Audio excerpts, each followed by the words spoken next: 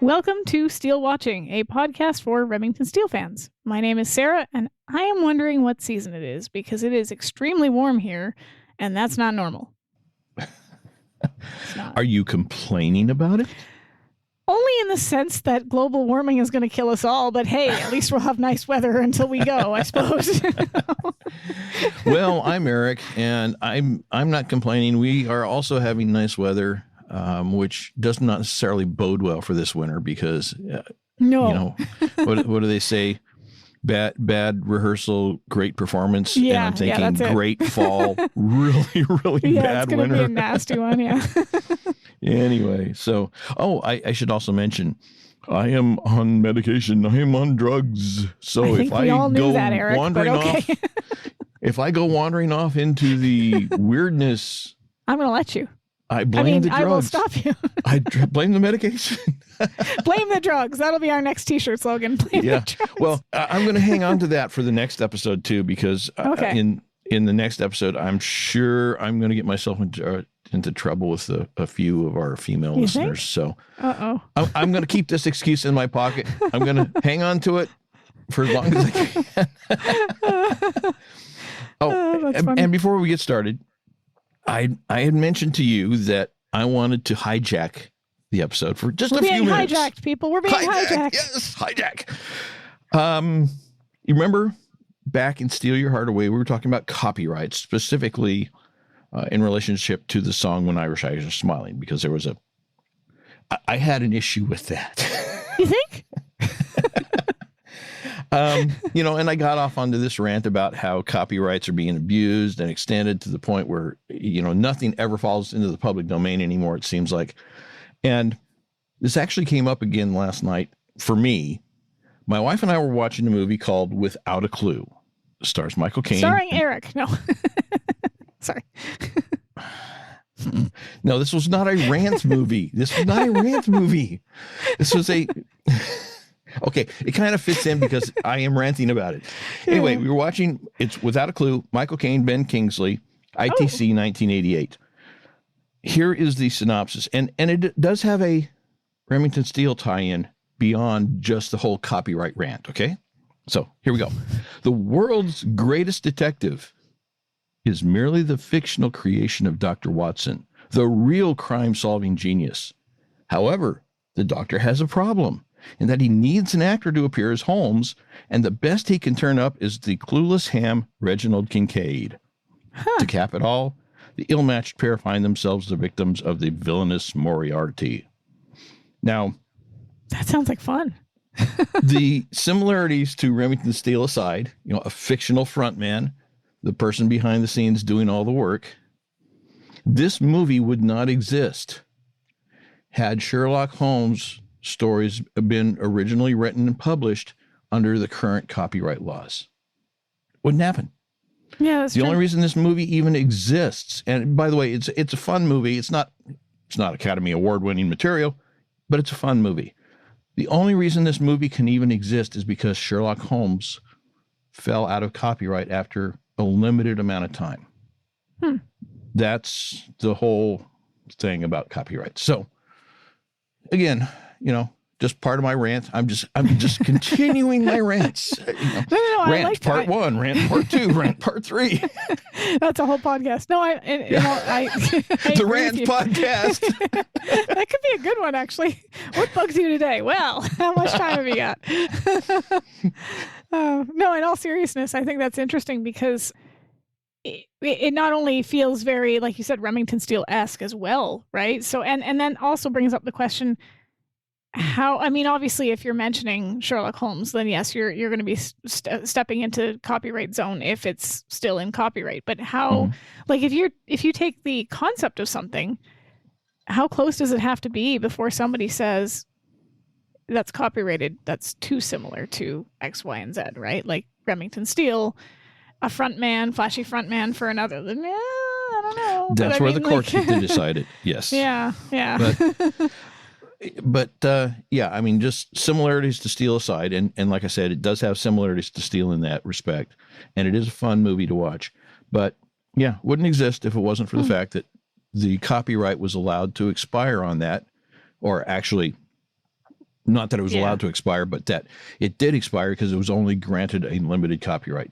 And there's a lot of other Sherlock Holmes properties out there. Oh, there's novels tons now. Tons. That wouldn't exist, and some of them are very, very good. Some of them are yeah, but some of them are really, really good, and they would not exist under today's copyright laws. So there we go, kids. Rant over.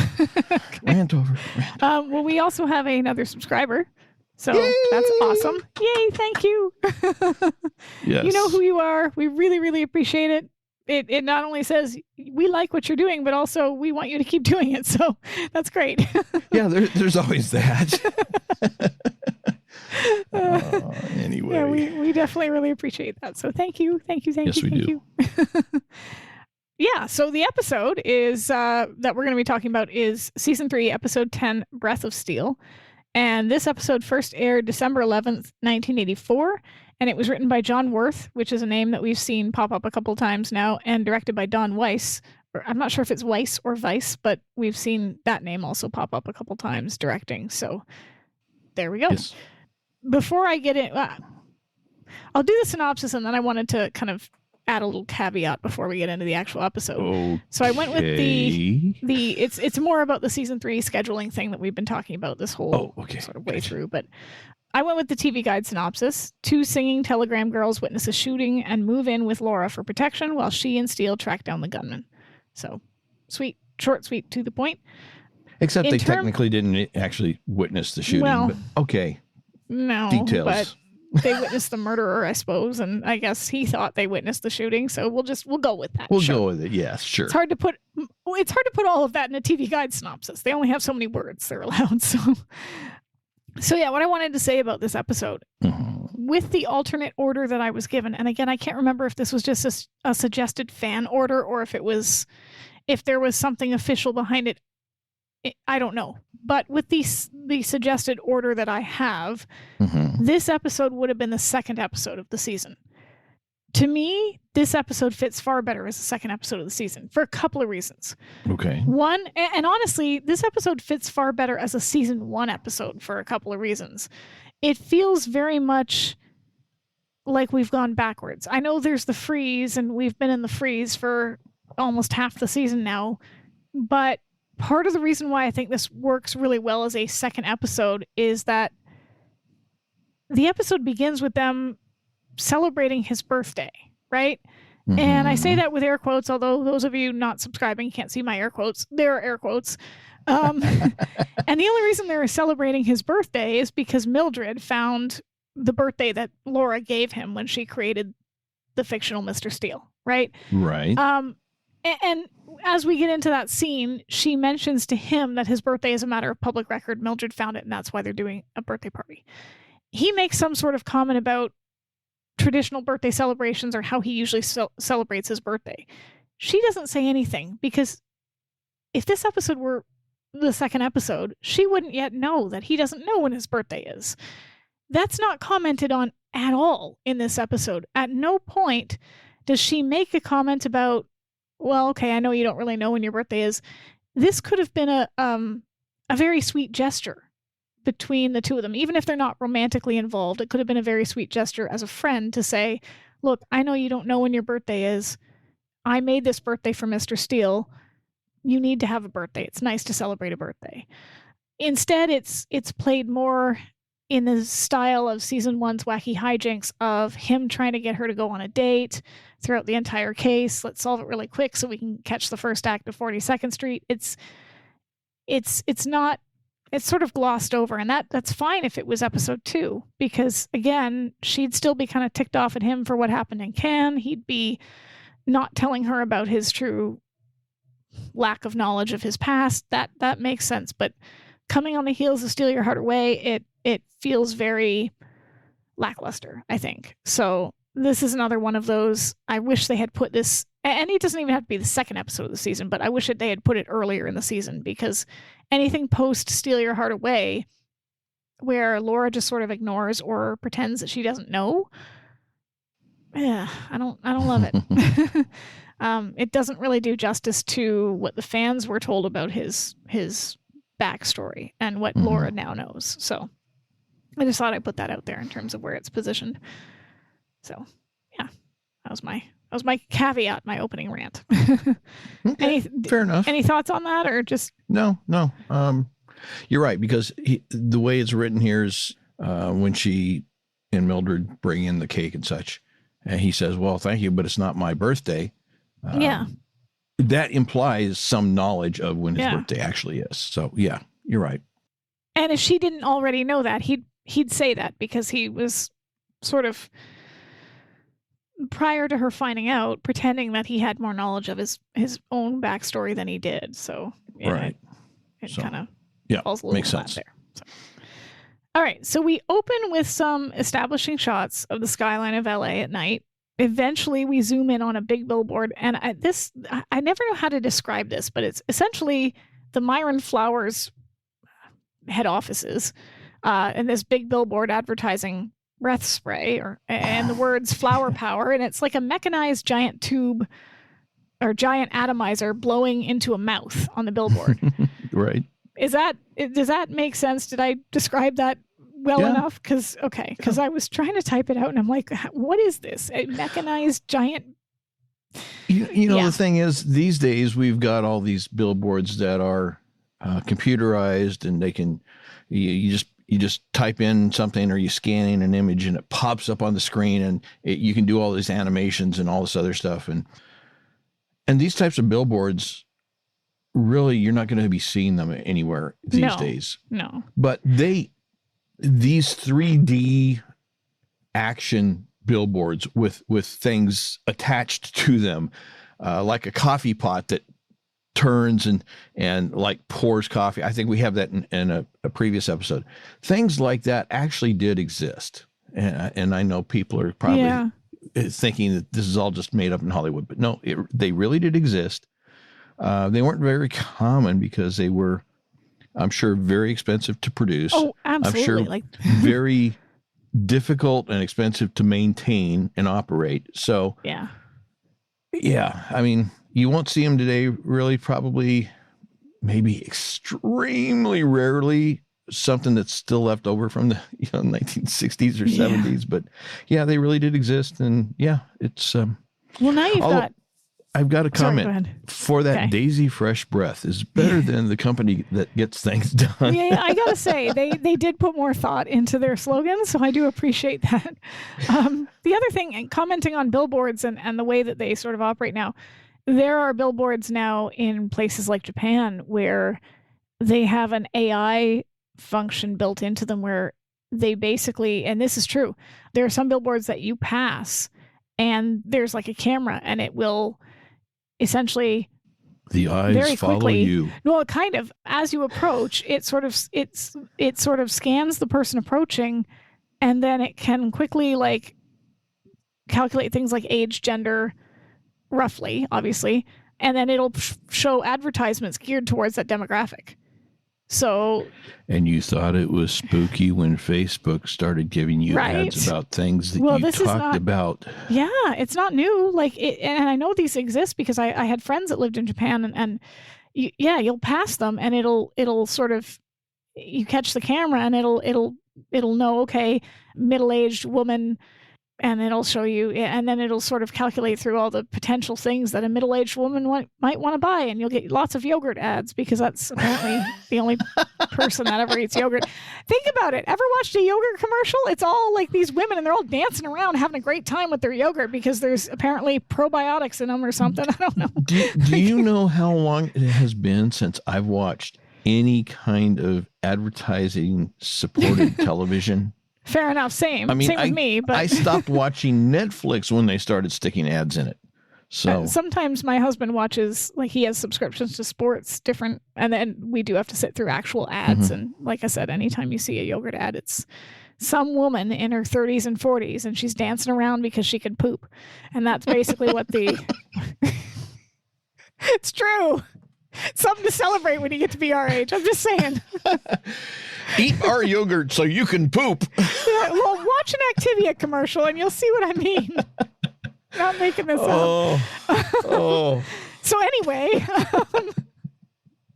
now that we've gone yogurt, there. Dancing yogurt, the yogurt that makes you poop. Anyway, and the only other thing I wanted to talk about product-wise is that the whole concept of this episode basically revolves around this atomizer with breath spray. Mm-hmm. And I think one of the most popular... There was a time and a place for breath sprays. They became very popular around this time, like 70s and 80s. And the first date. Yeah, and the one that was kind of the most popular was Banaka. Oh yeah, I remember that. Remember that? And it's interesting because so I Googled it and I got the very quick Wikipedia rundown on Banaka, which I found kind of interesting because it was alcohol based. So it had ethyl alcohol in it, right? Mm-hmm. And they started in 1971 promoting breath freshener products by selling a recipe booklet titled The Anti-Social Cookbook for $1, which contains 150 recipes extolling the virtues of garlic, onions, cheese, and other ingredients known to cause bad breath. And the reasoning for this was because Banaka's breath products would make you socially acceptable, so you could eat these things. According to, So in 1974, they were worth about $5 million. And then, like, Airwick moved into their sort of product line, and Playtex acquired Banaka in 1998. So apparently it still exists, but... Playtex, as in like the bra company? Yeah. Undergarments, baby products, gloves, feminine hygiene, that sort of thing. So, yeah. What a weird combination. Isn't it? So yeah, like this was but it was a big thing. I remember in the 80s, like it was a big thing. Banaka, I would see the ads for it. But I remember that, yeah. I guess in 1993, articles in the Boston Globe and the Tribune reported that children and teenagers were supposedly inhaling it in order to induce intoxication. So it was prohibited from certain schools for safety concerns. And yeah, so it some stores actually stopped selling them to minors because it could... I don't think you can get drunk off of ethyl alcohol, but I don't know for sure. Well, I was going to ask, was it because of the alcohol or because of the aerosol? So. Because, people huffing aerosol cans. Maybe a bit of both. I don't know. But yeah. Well, if it was the alcohol, that most mouthwashes up till about, maybe 15, 20 years ago were, and I used to joke about this. Because most mouthwashes were, or not mouthwashes. Well, yeah, mouthwashes were like 50% alcohol, and even most nighttime cold medications like NyQuil. NyQuil was 50% alcohol. NyQuil, we love you, you giant. Sorry, I don't know if you heard Dennis Leary's rant on NyQuil, but. And basically, NyQuil was whiskey, Tylenol or aspirin, and decongestant like Dristan. But you paid through the nose for that stuff. Yeah. So it would be cheaper just to go buy the alcohol, buy a bottle of whiskey, buy the Tylenol and the Dristan, and take those. It would be the same effect. But of course, there were people who couldn't go buy alcohol legally, so they would go buy the NyQuil and drink it and get Have you heard Dennis Leary's No Cure for Cancer? That album, it was his it was a comedy stand-up comedy routine, and he went on this whole rant about NyQuil, and how it's people used to get high and stare at it. The Q was talking to me. The Q was talking to me. Are you drunk? No, I have a cold. Same cold I've had for 3 years. Just can't seem to shake it. When I was going through truck driving school, one of the things they warned us about was mouthwash. Yeah, because it was about 50% alcohol. And if you got pulled in to a weigh station and were subjected to a random breathalyzer test, even though you hadn't been drinking alcohol, if you had taken and gargled with mouthwash, and I don't remember the amount of time, it was like an hour or 2 hours prior to that, it would register as you trigger, you're Right. drunk, bam, you lost your license. You're not, no discussion, no nothing. You're just gone. So yeah, Well, I mean, things it's still have changed. Yeah, I mean, and those mouthwashes still do have some alcohol in very them, small, but very I don't tiny think. amounts. Tiny amounts. Because I always get the Listerine Zero. That's the only one that has none. But yeah, not enough anymore that it would make a difference. So Yeah. yeah. So- Okay, so yeah, we see this giant billboard with the tube and that would drive me crazy. By the way, if I worked there, that would drive me nuts. Well, you really wouldn't hear it though. I mean, unless you were like I in suppose. the Yeah. utility room on the top of the roof next to it where it's operating, because I would think that they would have it fairly, the floors down beneath it insulated from Right. sound. Fair enough. And we see the outside shot of the Flower Power Business Headquarters building, and then we see a limo pull up to it. Someone steps out of the car. All we can see are their legs as they walk up the steps toward the building. Inside, an older security guard is seen watching TV and eating snacks, and apparently Of not course, they're doing his always- job ever. Yeah, like this man Always is watching just. TV. To be fair, I mean, aside from the situation of this episode aside, I don't think he's probably thinking who's going to break into the flowers building, like who's going to bring it, what's there to steal. So he's just like, yeah, it's a pretty cushy job. When you hire a security guard that is basically 100, you don't expect to get robbed. I'm just saying. I'm not. Just saying. What's you just saying that makes me think about something. We've got an FBI building in downtown Anchorage. I mean, it's a fairly big building. They expanded it here a few years ago and added some security features and such to make it more secure. But I constantly drive by there because I drive rideshare, so I'm driving a lot, and I'm down in that area fairly regularly, and I know for a fact that they hire rent-a-cops as their security. Yep. No FBI agents. No, you'd think, okay, we're FBI agency. That's funny. We could That have is funny. trainees out there doing this security job for the Yeah. building and facility and the people inside while they're learning. But no, we're going to go down to, Joe Blow's security and pay these guys minimum wage. That's funny. That is funny. Yeah. Good times. Well, I mean, save some money, I guess, but so Yeah, when your security really isn't all that important to you. Yeah.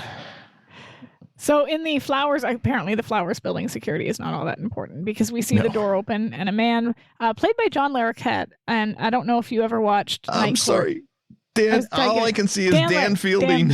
Yeah. So I was it's weird. I don't know why as a kid I liked Night Court because it really wasn't a show geared towards like a small child. Mhm. But I watched this as a small child. Whenever it came on, I was mesmerized by it. I really liked the show. And so anytime I see him in anything, I'm like, it's the guy from Night Court. That's how I see him in my head. And yeah, so it's just sort of funny Well, to. What's interesting about that show, other than the What's fact that throughout this whole episode, he is Dan Fielding. I mean, he's playing Dan Fielding. I think that's the only character he plays. Yeah. But in Night Court, their original bailiff, Selma Diamond, you remember her? Yep. She was played by, the character was Selma Hacker, but she was played by Selma Diamond. And Selma Diamond was I don't want to say the prototype, but she was kind of the inspiration for the character of Sally Rogers in the Dick Van Dyke Show. Interesting. Because she was an old-time comedy writer. Selma Diamond was an really old-time cool. comedy writer, and I guess she was kind of a Sally Rogers type character in real life. And so, she was kind of one of the very few women writers in comedy at the time. And so, the Sally Rogers character was kind of based, or at least inspired by her. Right. So That's kind of cool. So we've got John Larroquette. He comes in. He sneaks past the world's worst security guard and goes out the front door while the man continues to obliviously watch TV. Maybe he's watching Night Court. Who knows? I don't know if it was on yet, but I'm just... It had just started that year. Had it just started? I looked it up. That's funny. I looked it up. So, yeah, Night Court was in his first season when Larroquette did this. That's funny. We watch as he walks down a hallway, puts on some black gloves, and lets himself into an office where a man is seated at a desk, supposedly asleep. Or at least he thinks he's asleep. The man with the black gloves reaches into his pants, pulls out a gun, because of course you always keep your gun in your pants. If we've learned nothing from this show, it's that you should always walk around with a gun stuck down your pants, because nothing bad ever happens when you stick a gun in your pants. Are you happy to see me, or is that just a gun in your pants? Exactly. I'm sorry. No. I mean, the amount of times we've seen it in the show, it's just getting to the point where you're like, sure, blow off your bits. Who cares, right? Like, So yeah, he pulls out the gun. He shoots the man at the desk, who falls to the floor.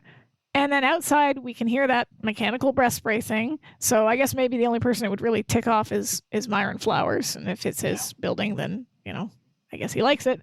The man then lets himself out of the office, and we can see that the name on the door is Myron Flowers. As he shuts the door, he turns around to see two girls in identical outfits, sparkly shorts, spandex, holding I thought it was, is this a cake or a pie? Okay, I was going to say, by this. Put a pin in it, because that is a cake. That's what I thought. Okay. Yes. They yell happy anniversary and then sing to him, "This cake's from you, from Marjorie, on the anniversary of your theft. One of these days, your greediness is going to be your death." They blow out the candles. Then the blonde girl runs at him and throws it in his face. Here's the thing. Now, I'm not suggesting that Tony and Terry are by any stretch rocket scientists, and I think we can pretty much see throughout this episode that they are very much not. But I'm not sure they could spell rocket scientist. No, I think you're right.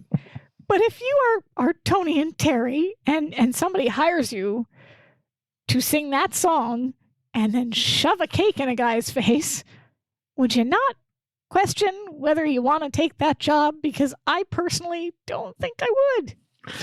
I had a question about the whole concept in general. Would anybody actually be able to run a so-called singing telegram, cake or pie in the face business without being sued? Right. I mean, come on. You're gonna make somebody mad by doing that. Yeah, you're gonna tick off the wrong person for sure. That's right. And it just and if they're trying to break into allergies. Yeah. They're allergic to berries or eggs. Or eggs are a big allergy.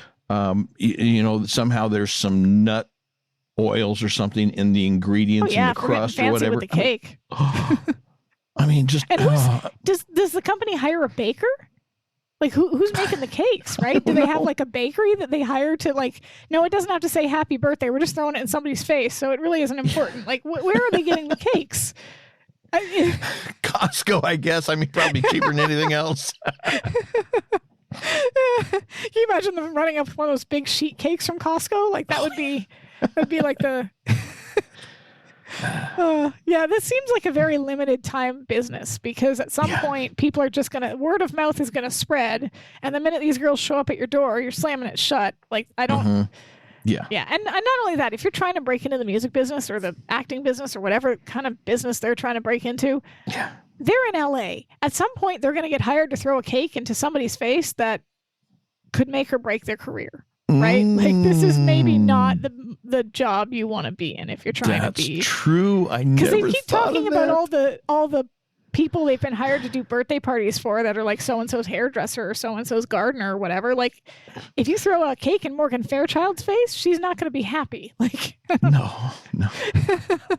So yeah, I have more thoughts on Tony and Terry, but we'll leave those as we go forward. You probably have the same ones. So well, I try to have as few thoughts about them as possible. But and they have as few thoughts as possible too. So you guys have that in common. So yeah, they sing their song. They throw the cake in his face. They blow out the candles, and then I already said that. Blonde runs at him, throws the cake in his face. They run away, obviously, as you would, because you've literally just thrown a cake in a man's face. And he fumbles to get his gun and chase after them. I'm curious, did they buzz to get in the building? Like, obviously, I know how he got in the building. He works there.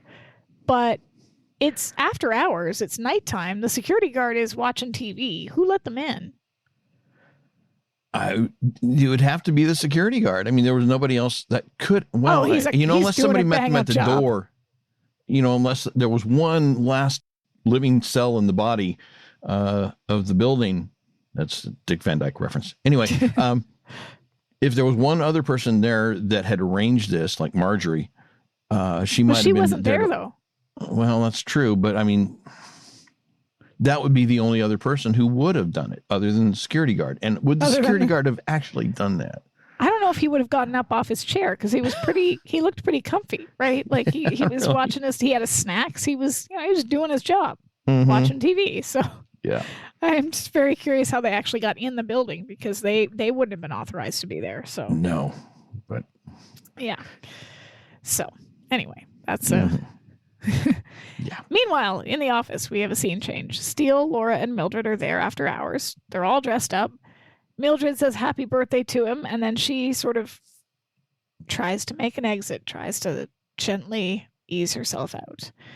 Laura is wearing the most hideous dress. We've been commenting on fashion lately. I don't know where she got that dress. It's awful. It looks like something her grandmother would wear. It's just... Or she got it from, was it Spirit, the Halloween store? Oh my God, I've got a Spirit, the Halloween store comment later on. Stop reading my mind. That's creepy. Yeah, it's just it's awful, that dress. It ages her and not in a good way. It just feels very matronly, not young, not youthful, not... Yeah. And she doesn't have to look... it's not like she has to look sexy. But she doesn't need to wear a dress that looks like it would fit on somebody that's 60. Yeah, that's the thing. It's not her. It's not her at all. Yeah, it's very much not her. So I'm not a fan of that dress. But no. Mildred tries to excuse herself. Laura is surprised as she assumed that both she and Mildred were taking him out to dinner. Mildred tells her three's a crowd. Yeah, Laura does not really seem to be too excited about the possibility of an evening with Steele, does she? Well, I get the impression that this was something that Mildred sort of shanghaied her into when she found out his quote-unquote birthday was coming up. So your comment about how this would fit maybe early on in the freeze? Yeah. Yeah, that would be more in line with that, yeah. Yeah, because if this truly was meant to be post Steal Your Heart Away, again, I think it would be something that she would be on board with, if nothing else, than to give him a date that he can mark as a birthday, because everyone should have a birthday. Yeah. And if he's never seen his birth certificate, then he doesn't know for sure what his birthday is.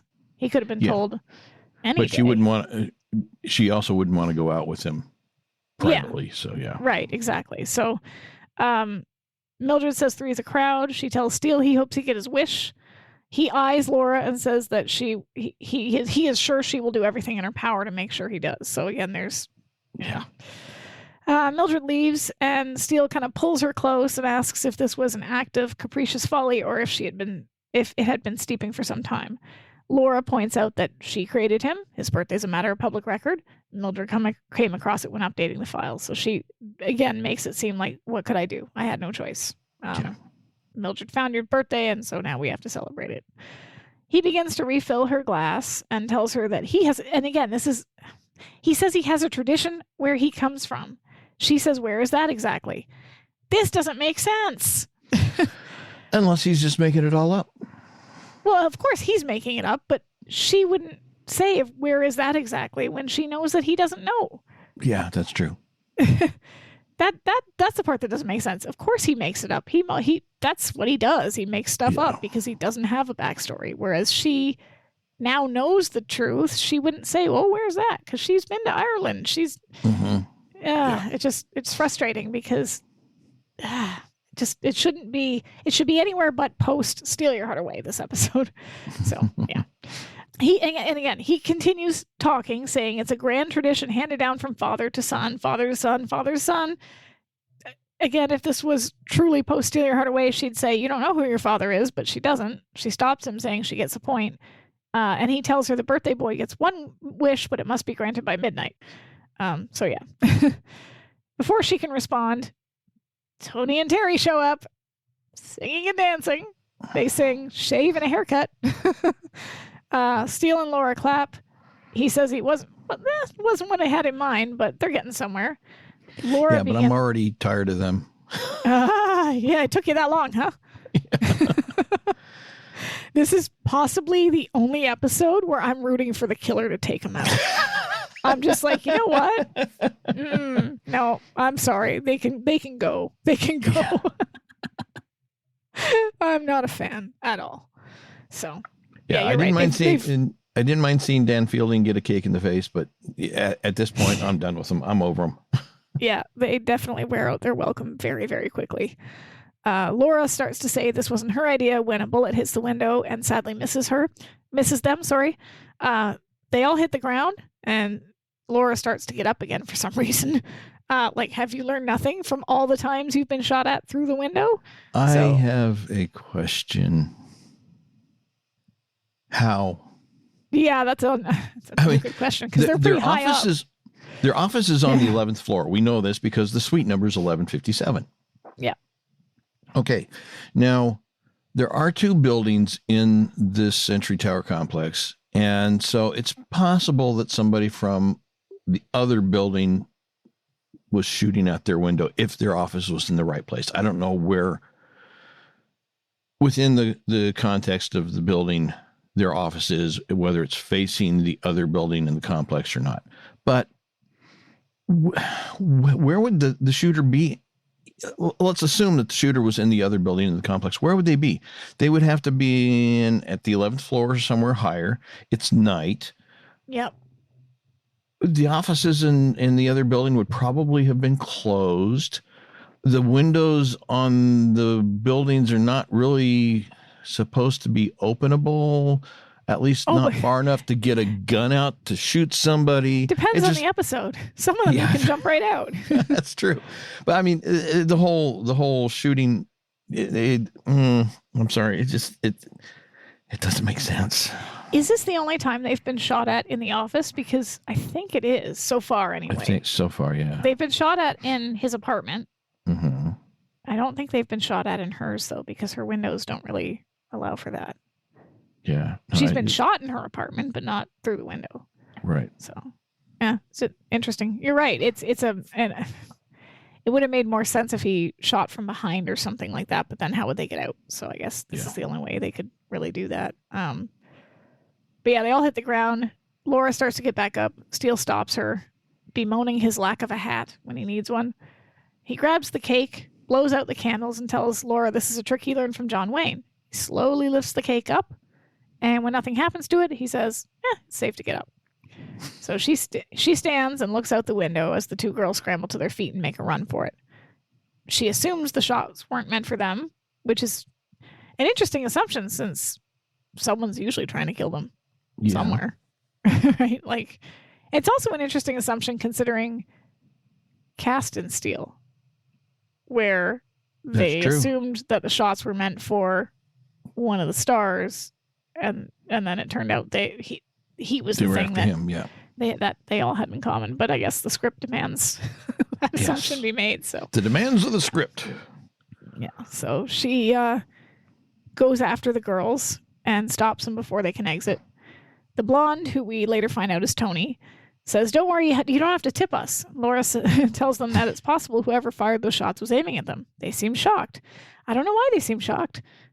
2 minutes with them, and you want to shoot them too. Like, you just would.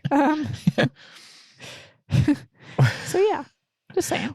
Well, when who is it? Is it Laura or Steele comments, who would want to sing or who'd want to kill two singing telegram girls? I've got anyone with an appreciation for music. Yeah. Well, and I'm going to throw in a Buffy reference. I'm sorry, but I have to. There's one episode where someone targets Cordelia, who is sort of your traditional mean cheerleader type. And she storms into the library because she knows that Buffy helps with these things. And Giles says, Giles, the librarian, he says, who would ever want to harm Cordelia? And Willow says, maybe someone who met her. And it's just such a, it made me think of this. I was like, yeah, well, yeah. So they're an acquired taste. Yeah. Kind of like arsenic. Yeah. Whatever's in that atomizer. Laura reassures them that they are professionals and they're here to help.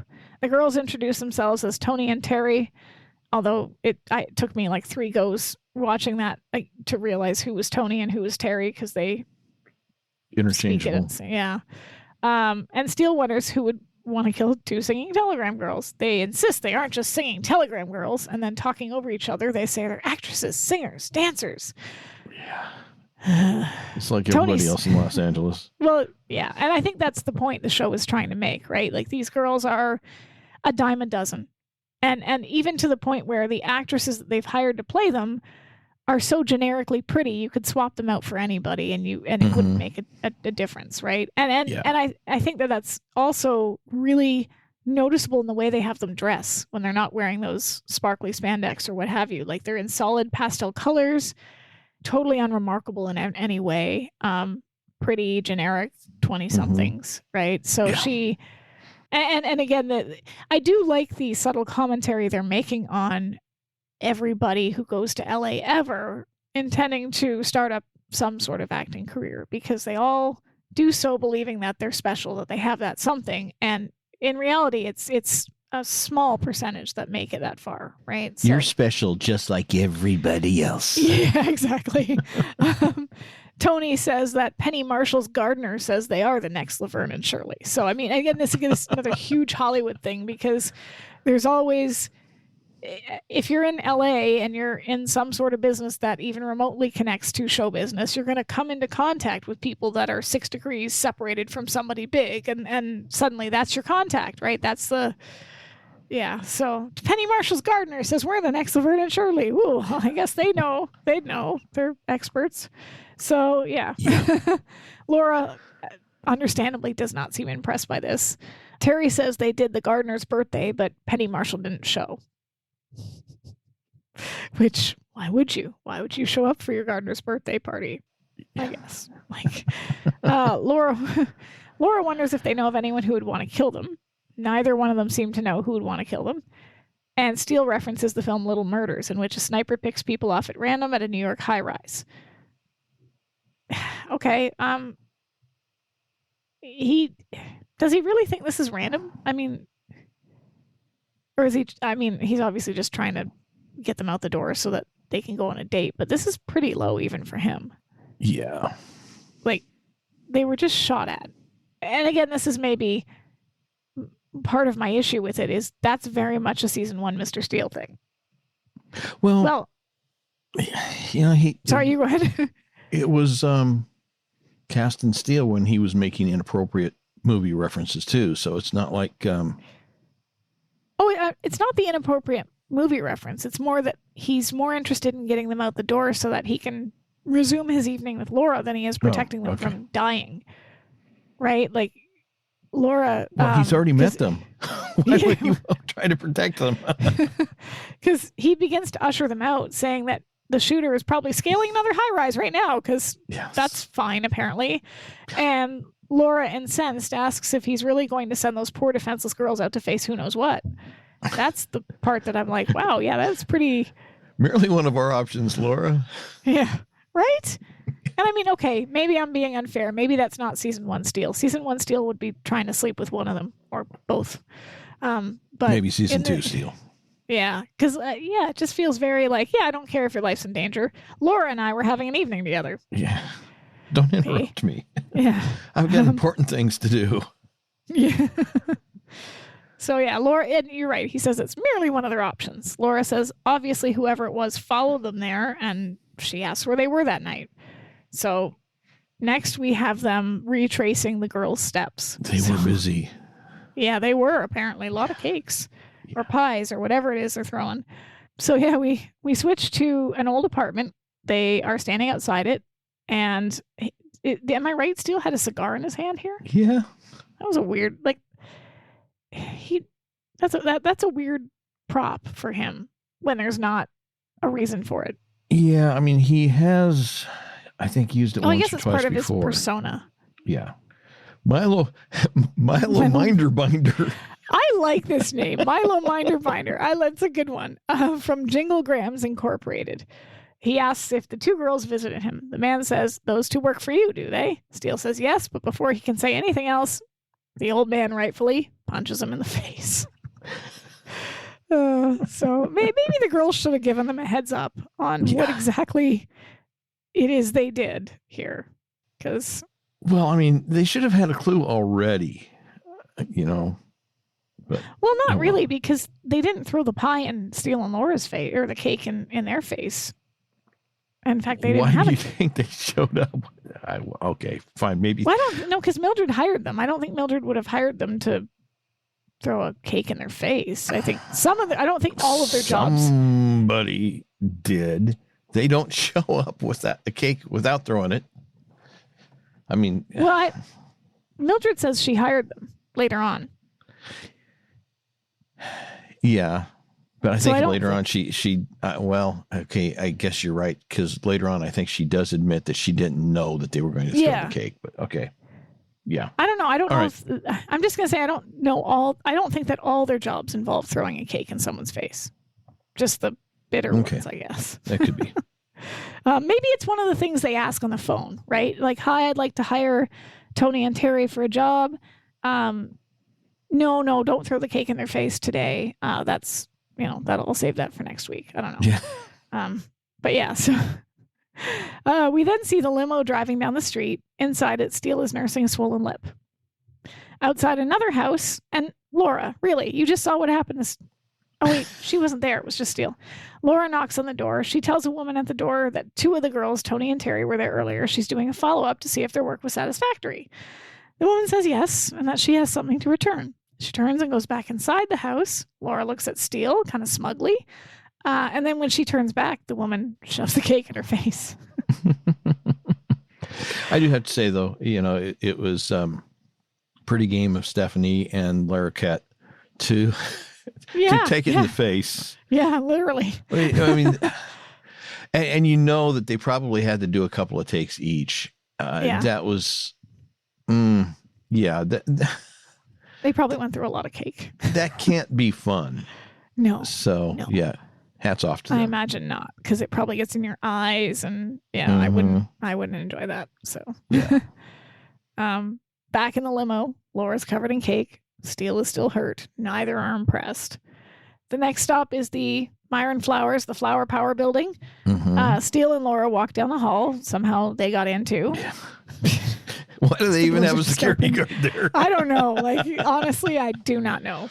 It's like Grand Central Station. He clearly didn't let them in, so they probably just picked the lock, and he wasn't looking at the cameras. So Steele is telling her it's not too late to save the evening, and she assures him it's only meringue. He says they will have time to catch the second act, and Laura, ignoring him, says something and says sees something, and points to it and says the girl's calling card. We see cake smeared all over the door, and Steele hopes that Mr. Flowers will be more accommodating, as he isn't sure how much more he can bear. Laura tells him in this business they take the lemon with the meringue. I like that. That is a good pun. That's a good pun. So she opens the door. They walk in. She starts her spiel, but stops short when she sees Myron Flowers dead on the floor. This is funny, too. They walk over and check him, and then Steele looks up and says, "On my birthday, too." Guarantee you, somewhere in the world, somebody died on your birthday. Yeah. Oh, yeah. Multiple people, probably. In fact, we always find it funny to look up not only famous people that have the same birthday as you, but like natural disasters or like things that happen on your birthday. My brother was born the same day the Titanic sunk, for example, and there you go. Now we know why the Titanic sunk. Exactly. It's all his fault. Even though he was born in 1989, somehow it's his fault. But yeah, so we cut to the coroner, zipping up a bag around Flowers' body and loading him into the car. And Laura and Steele exit the building. He congratulates her for getting them embroiled in a real case. They already were. Yeah, kind of. Yeah. There were gunshots. That pretty much says, I mean, I guess it's one of those things where they could have chosen to ignore it and let the girls be shot. And I mean, I wouldn't blame him. But no, I would. Nor would I. They already are involved. They were involved the minute they brought those girls back in and said, well, we'll figure this out. So, yeah. She ignores him and says it's safe to assume whoever took a shot at Tony and Terry had something to do with Myron Flowers' murder. Steele comments it's odd and points out that there was meringue on the door. Laura realizes what he's saying, adding that the only thing on Myron Flowers' face was aftershave. So they both wonder who was accosted. Yeah. He says with a pie. Yeah, see, meringue is what you put on a pie. You don't put it on a cake. Yeah, and exactly. It certainly looked like meringue when they showed it on the door, except that Terry and Tony threw a cake in his face. Yeah. Not a pie. Yeah. So this is where I got confused because I'm... Yeah. I don't know if somebody missed that during a rewrite or what. We don't have the original script or an original version of the script, so I don't know. Yeah, that's a good point. We cut to the older security guard who finally pokes his head out of the office, decides to maybe do his job. He walks down the hall. And I don't blame him. I mean, he looks like he doesn't get around too well. So no. He walks down the hall toward Flowers' office, looks around, then slips under the police tape, opening the door to the office. Why not? Yeah, goes inside, steps. He's done this before, right? Yeah.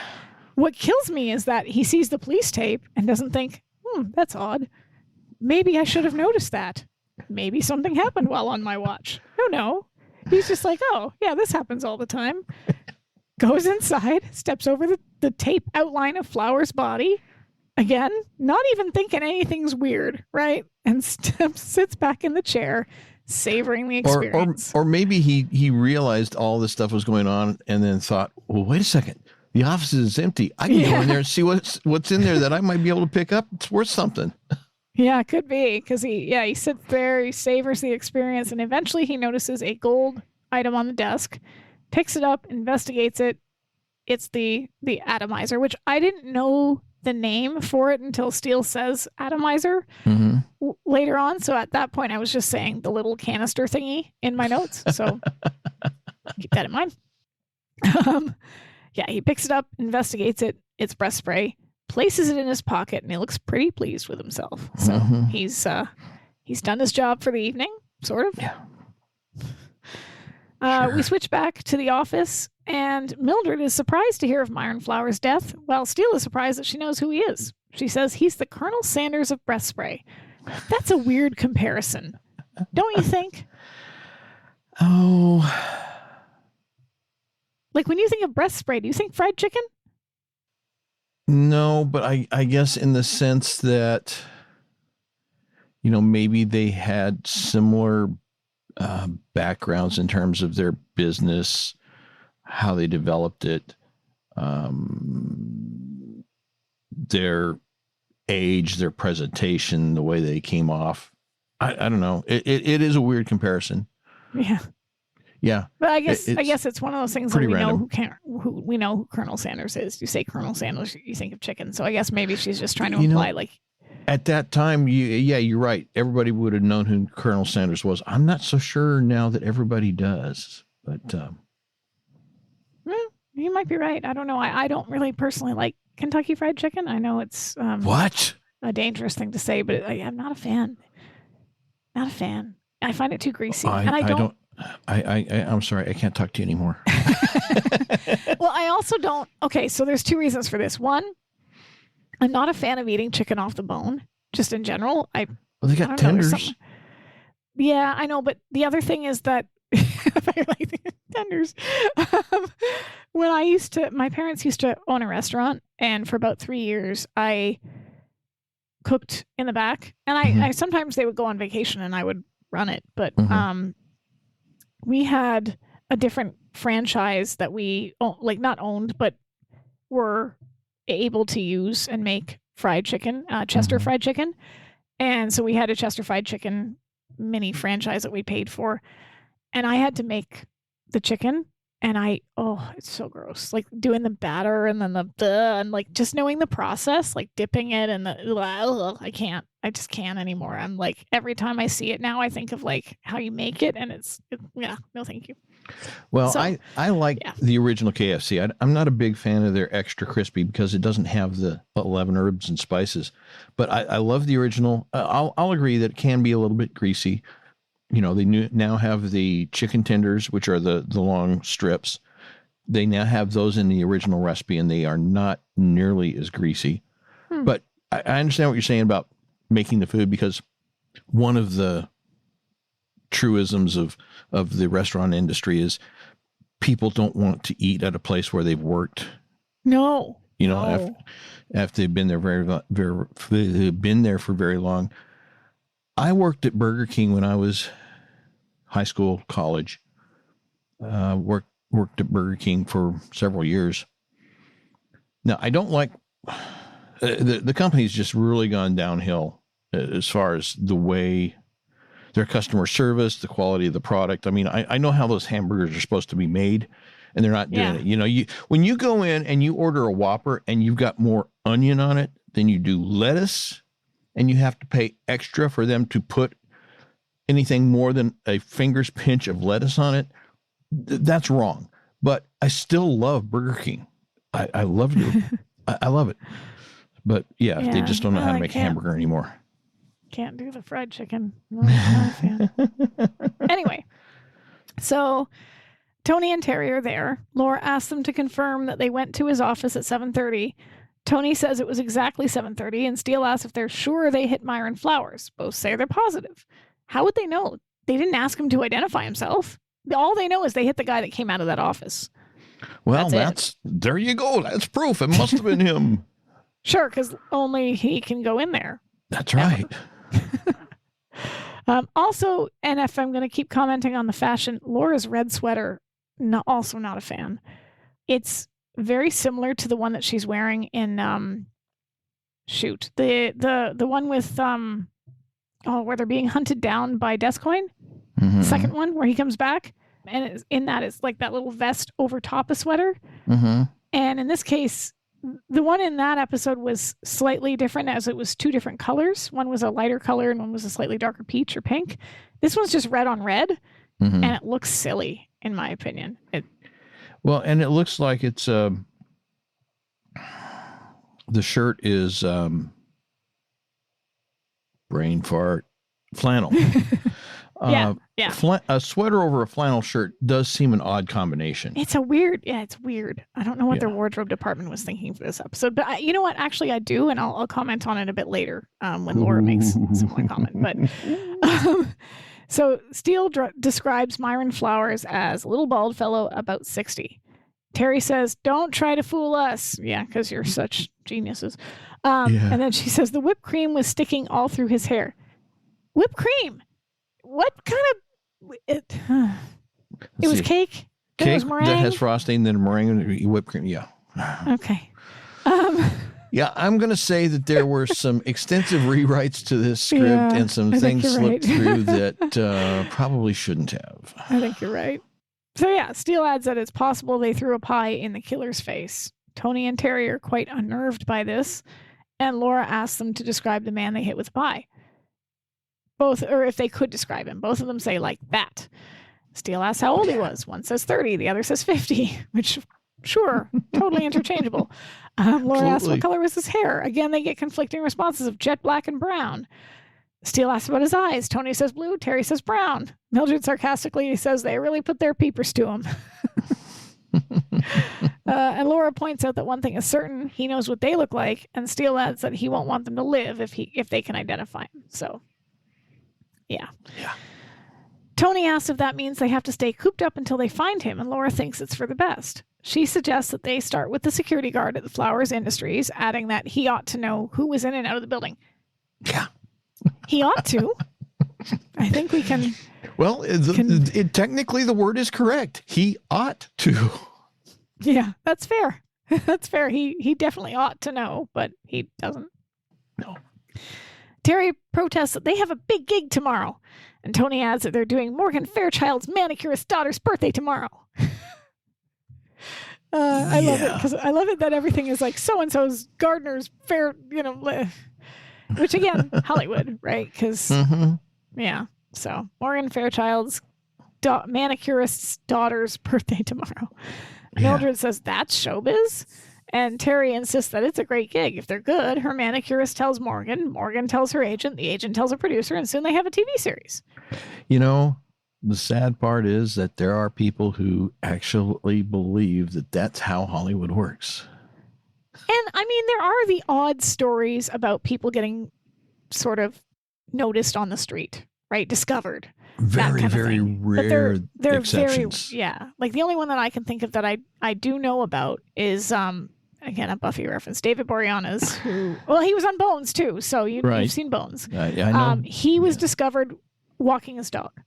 He was walking his dog on the street. Some agent pulled up and said, you're going to be a star. And the next thing he knew, he had an episode of Married with Children under his belt before he got hired on Buffy, and then got his own spinoff series, Angel, and then did Bones, right? And it was a trajectory for him. So but like that's a 1 in a million shot. Yeah.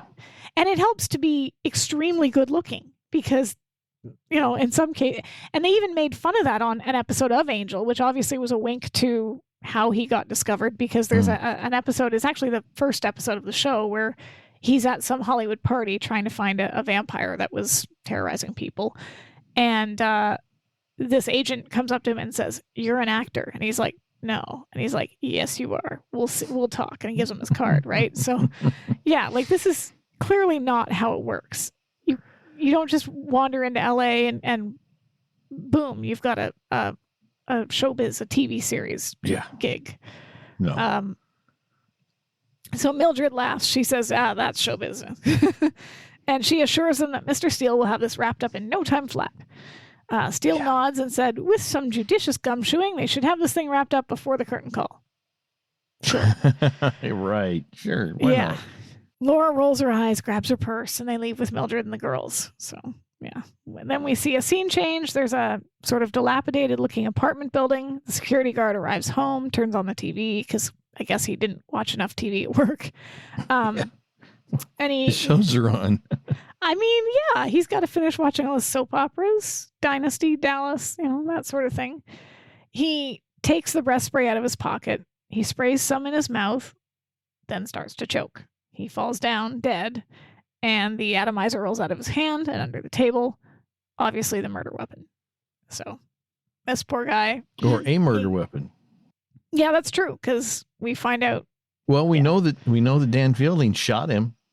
But he was already dead by that point. But we don't know that yet. True. It is a nice red herring. I do like the way that they position the two things as being sort of guiding them in different directions, where they find out the true killer. Yeah. So we hear a knock on the security guard's door. Laura calls for Mr. Johnson, obviously his name. When he doesn't answer, they, of course, pick the lock and enter, finding him on the floor. Steele wonders if it was a heart attack, and Laura observes that he's the right type, overweight and malnourished. How does she know the man's malnourished? Yeah, especially if he's overweight. Right, like that was an odd state. I'm going to starve myself fat. But yeah, like that was an odd observation. I guess the right age and the weight could be a factor, but like he was eating a lot of chips, but she didn't see that. So yeah. So Steele wonders if he was killed to prevent him from identifying Flower's murder. Great theory. If he was doing his job, he might know who killed Flowers. But totally oblivious, though. Thankfully, he was, really terrible at his job. He looks at the body and then notices a bump on the back of his head, which obviously he got from hitting the desk, but Steele mistakenly identifies it as the blow that killed him. Laura says that What's that? I mean, it's an unwarranted assumption on Steele's part, but it is at least at this point, a somewhat reasonable possibility. Yeah, in the absence of any other marks on his body. Right. And without knowing that it even was murder, because again, Laura thinks it might have just been a heart attack. People die by natural causes all the time. It's not necessarily mean that there was foul play. So Laura says if he was murdered, it was likely by someone he knew, as there was no sign of forced entry except for them. Yeah. Which doesn't look good for them. She turns and sees the atomizer and asks Steele for a handkerchief. This is a little confusing. She hands it to Steele, who comments that he has good taste as it's solid gold. Laura wonders why a security guard would have a solid gold atomizer, but as they're talking, Steele is rubbing it. Yeah. What's the point? I've got that in my notes. What's the point? Well, and then he also, as he's rubbing it, he pulls the top off of it. Now, all of that stuff is going to at least smudge any fingerprints that are on it. Right? Possibly totally remove them. So why bother with the handkerchief? I mean, I get it if she put it to pick it up, like so that she doesn't get her fingerprints on it. But then they sit there rubbing the whole thing. Like if you're hoping for any fingerprints, you wiped them all off. Like, so that... and then Steele starts to spray it in his mouth. It's like, seriously, you're just gonna. Oh, hey, somebody left the Coke sitting here. I think I'll have a nice old swig of it. No. Yeah, exactly. Ethics. Brains. Steele, right. I'm taking a page out of Tony and Terry's book here. Steele, and their book is largely blank. Steele thinks that it might have belonged to the killer and fallen out of his pocket in the struggle. Laura says at least they have something to go on, adding that there can't be that many solid gold atomizers. She turns and sees that he's about to try it on himself, as you said, and stops him. They leave the apartment, and this kills me too. Steele closes the door and gets fingerprints all over it behind them. So let me get this straight. They break in, find a potential crime scene, take evidence, and leave. Mm-hmm. Yeah, is that a problem? Police might see it as one. I mean, like they called the police when they found flowers, but this poor dude, I guess, is not important to get a phone call. Like, yeah, I mean that's an what's the term? There's a term for it when somebody dies under doctor's care, but this was not that case, and so usually there is police involvement. There is some sort of medical examination to determine the cause of death because there's nobody there to attest the fact that, well, okay, we were treating him for a bad heart, and he died of a heart attack. We saw it. We were there. We couldn't save him. No, this is none of that case at all. There's they just peace out and leave the guy there. He probably won't get discovered until the apartment starts to smell. Like. That kind of sucks for poor old Mr. Johnson. All he wanted to do was go to work, watch TV, and go home and watch more TV. I mean, is that too much to ask? No, absolutely not. It's awful. Back at Laura's, the girls are doing aerobics to some very loud music. Mildred and Steele open the door, and Mildred is horrified by how loud it is. She turns it off and tells him to put some clothes on as there is a gentleman present. Where? Sorry. Oh, she means Steele. Okay. Terry says, "Okay, Krebby," and Mildred tells her not to call her Krebby. Oh, okay. Okay. So someone is trying to kill you, and you're going to treat the people who are trying to protect you and find out who's trying to kill you. You're gonna be obnoxious, rude, insulting, arrogant, and treat them like crap. Oh yeah, these girls are brats. These girls are brats with a capital B. Like, just rude. They're just rude, right? And people like this wonder why other people don't like them. Yeah. I mean, the one thing I do find kind of funny about this is that Mildred, this scene feels like Mildred trying to take care of small children. Mm-hmm. And just that's what it is. They're acting their like, mental capacity. Yeah. Right? Because it's Miss Krebs, and Terry says, "Yes, ma'am," sarcastically.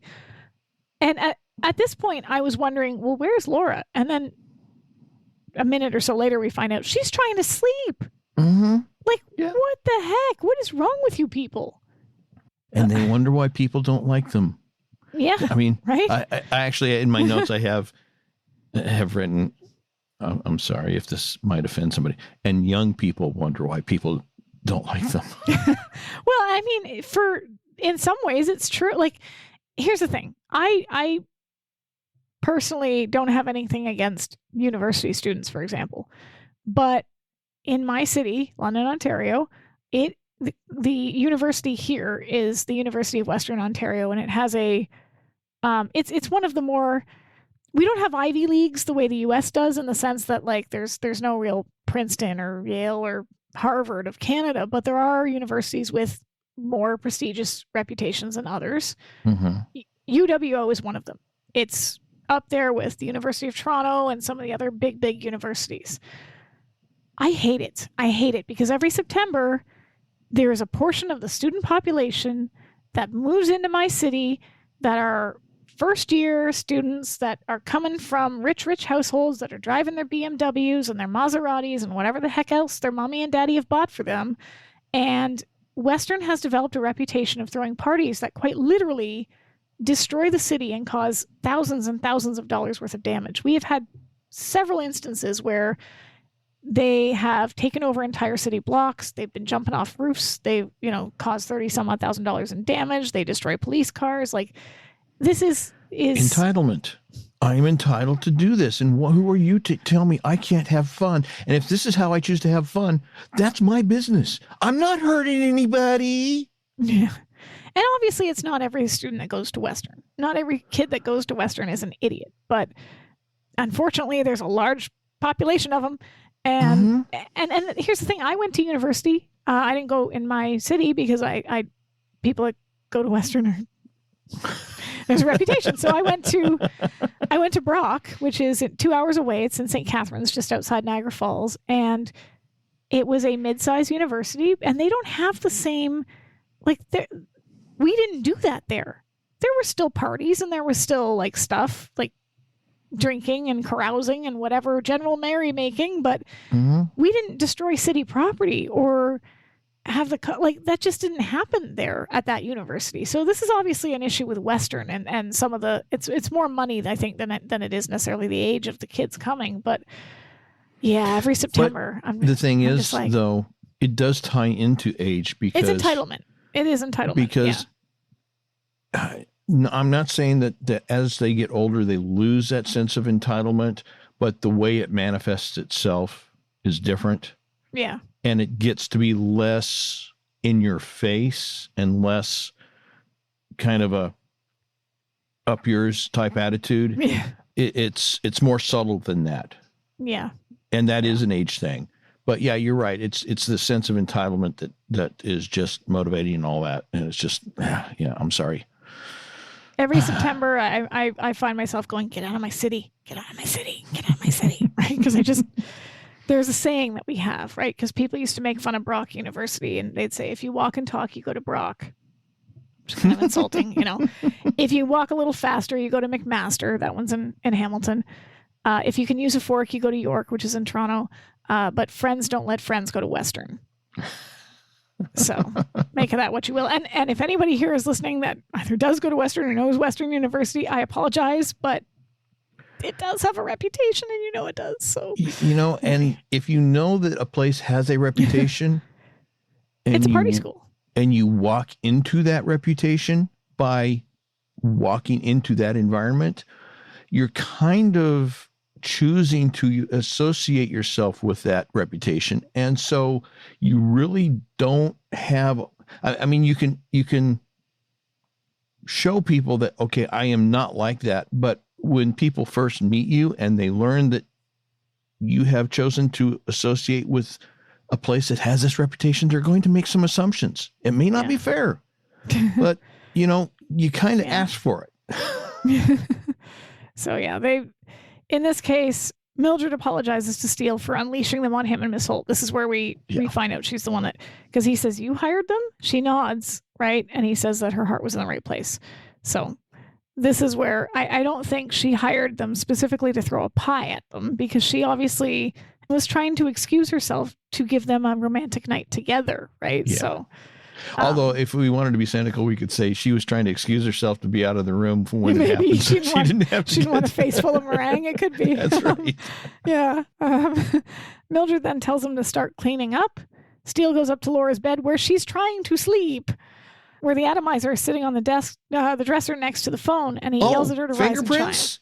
We picked it up with a handkerchief to preserve the fingerprints, and okay, never mind the fact that we wiped them off. But now we're just going to leave it laying there for anybody to pick.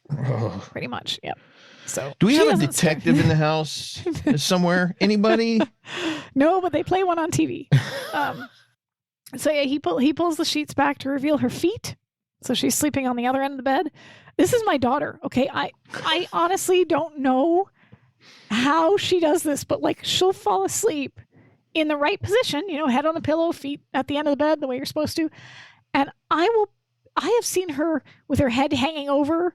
I've seen her like with her feet hanging over. I've seen her like sideways. I've seen her upside. I don't know how she does it. She'll still be fast asleep, but she's in all these weird like acrobatic positions as she sleeps. And I'm just like, how, child? How?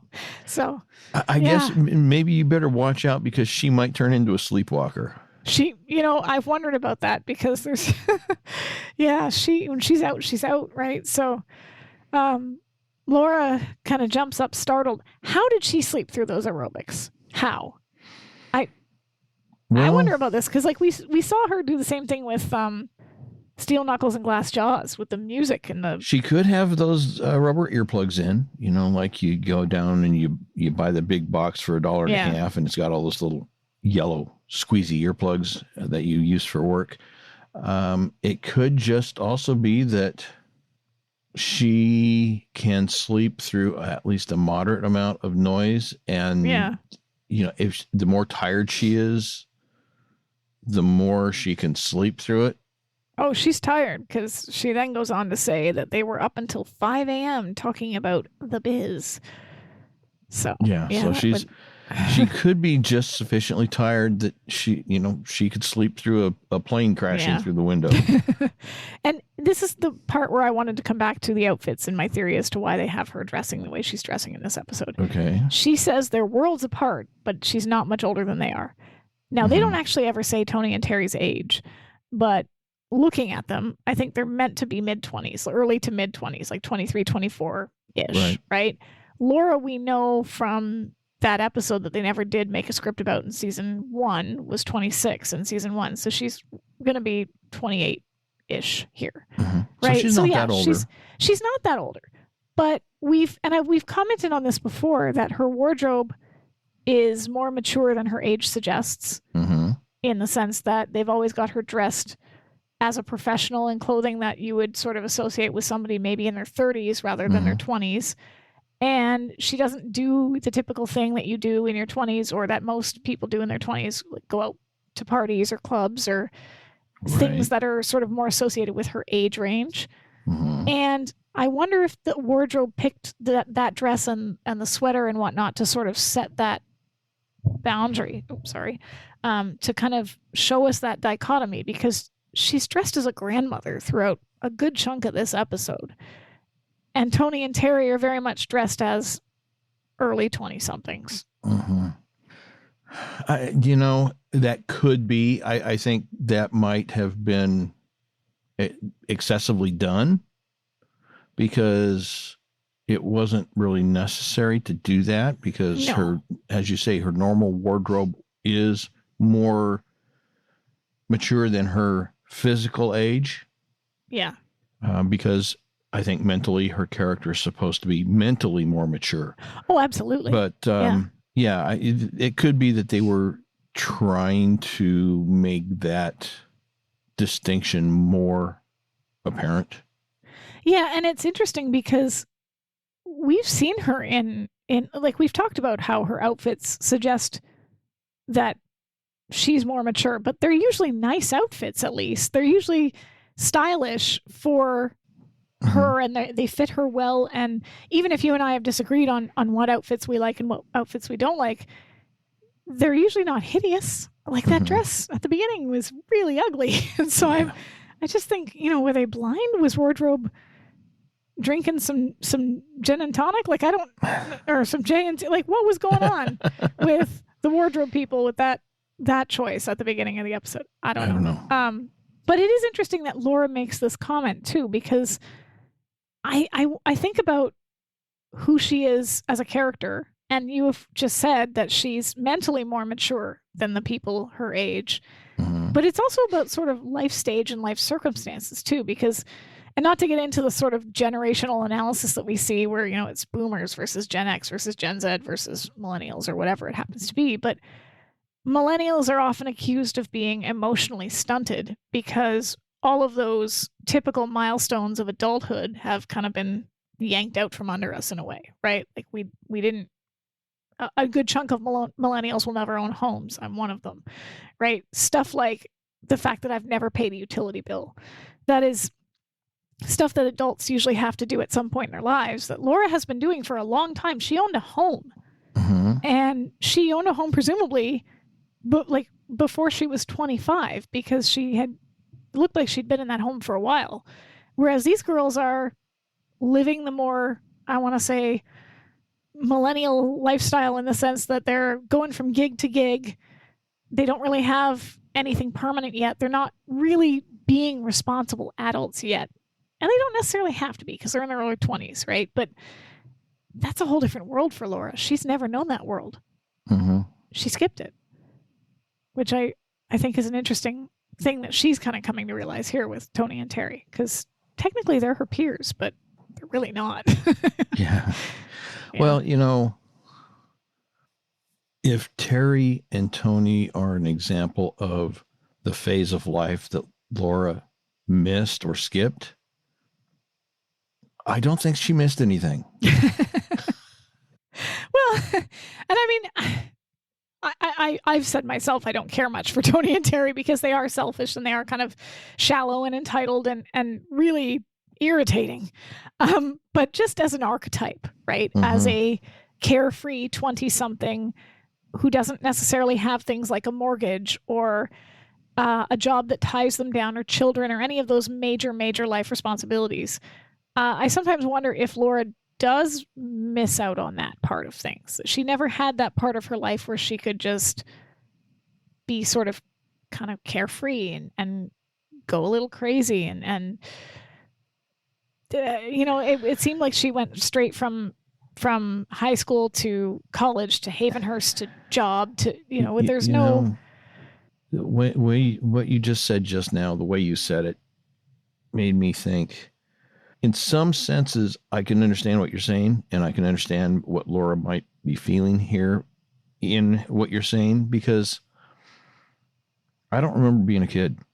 And there's times that I think that I wish I could go back and live being a kid so I would at least have that or could remember being a kid. I've got very, very little memory of being a kid.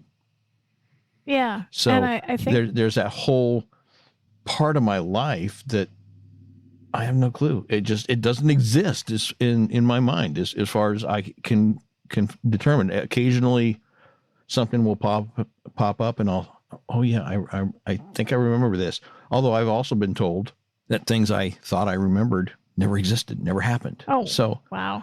You know, so I guess I can understand what you're saying in that sense, but given Terry and Tony, no, I would never have said I would have missed that part of my. No, if I skipped it and didn't have it, I wouldn't miss it. I wouldn't want to go back and relive it. They're kind of at the extreme edge of being young and stupid. There's a range, right? Like they're professionals at it. I just mean that there's a they're first class young and stupid. There's the young and stupid that eventually grows up and becomes mature and responsible, and there's the young and stupid that stays young and stupid. They're the young and stupid that stays young and stupid.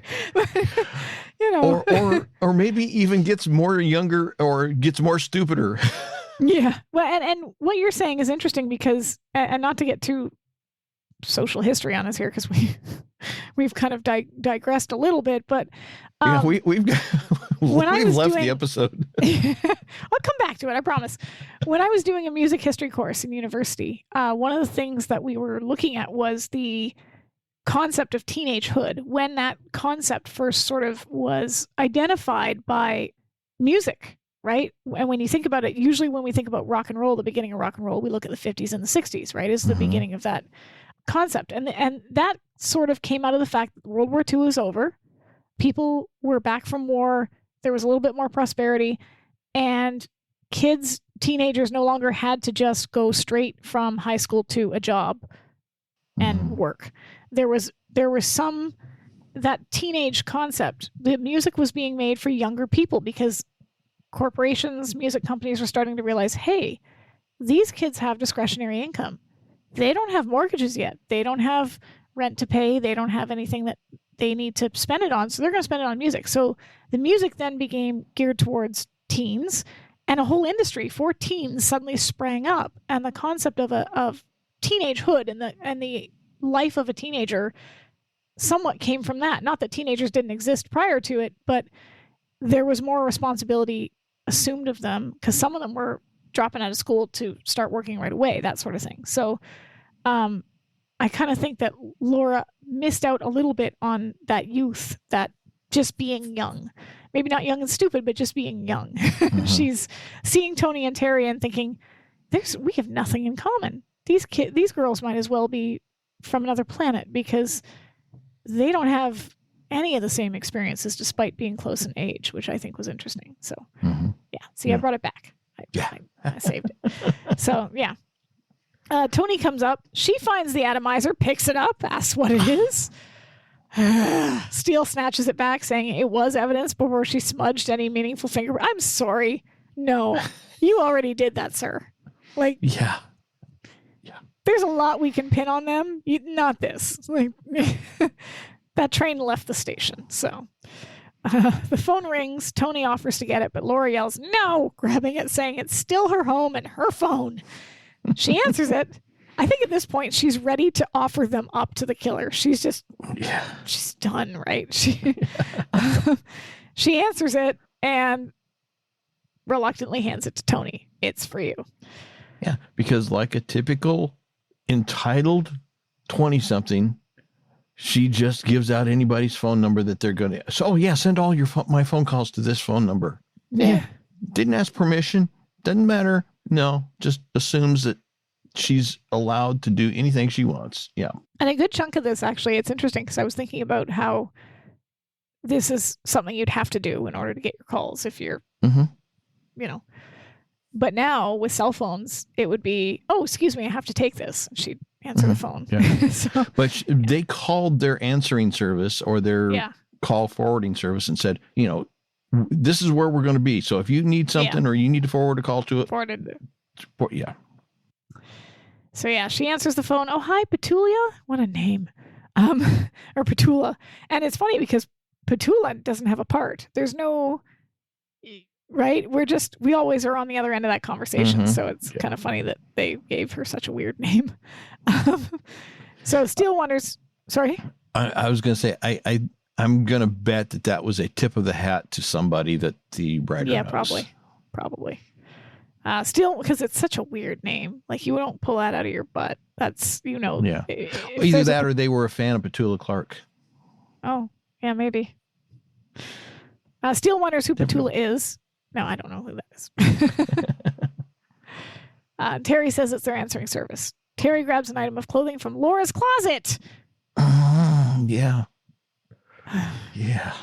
Two things. One, that's not yours. Put it back. Two, what makes her think that there's anything in that closet that she would want to wear? I'm sorry. We've established already that I can't think like the mentally ill, so I don't know. I don't know. It's very strange. Laura snatches it back, saying that they are guests in her home. That means her clothes and phone are off limits. She shouldn't have to say that, but apparently she does. Yes. So Tony squeals in excitement, a sound that could, wake dogs blocks away. Terry runs over to her, and Tony tells her they have another gig. Woody Allen's West Coast barber's brother is having a bar mitzvah. Is there anybody in this town that is not in some way related to an actor or actress? Yeah. That's like going into the grocery store and, oh, I talked to the guy stocking the vegetable bins. They've got a job for a vice president of the corporation, and he's going to recommend me. He's going to get stuff done. Yeah.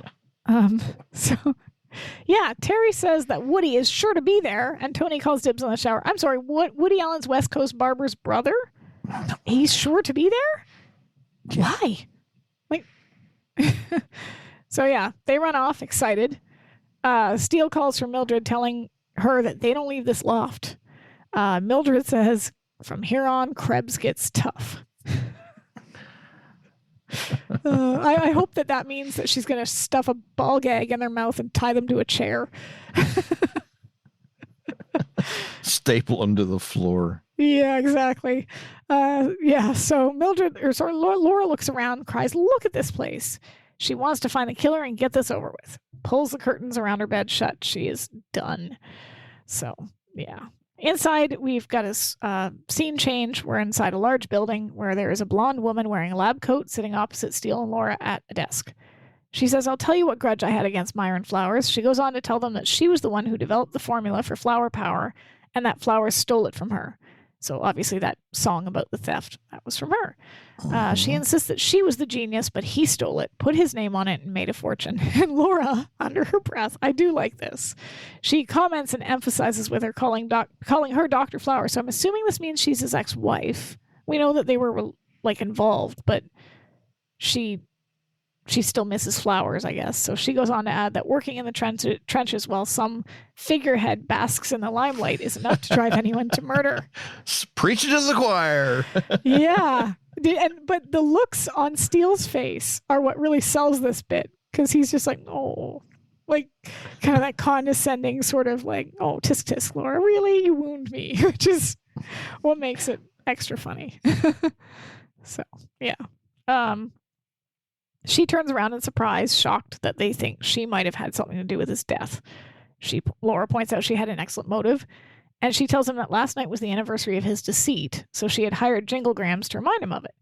She adds that she would have gone herself, but she had a class. Is it just me, or do you like the image of Mrs. Flowers delivering that message with pie herself? Yeah.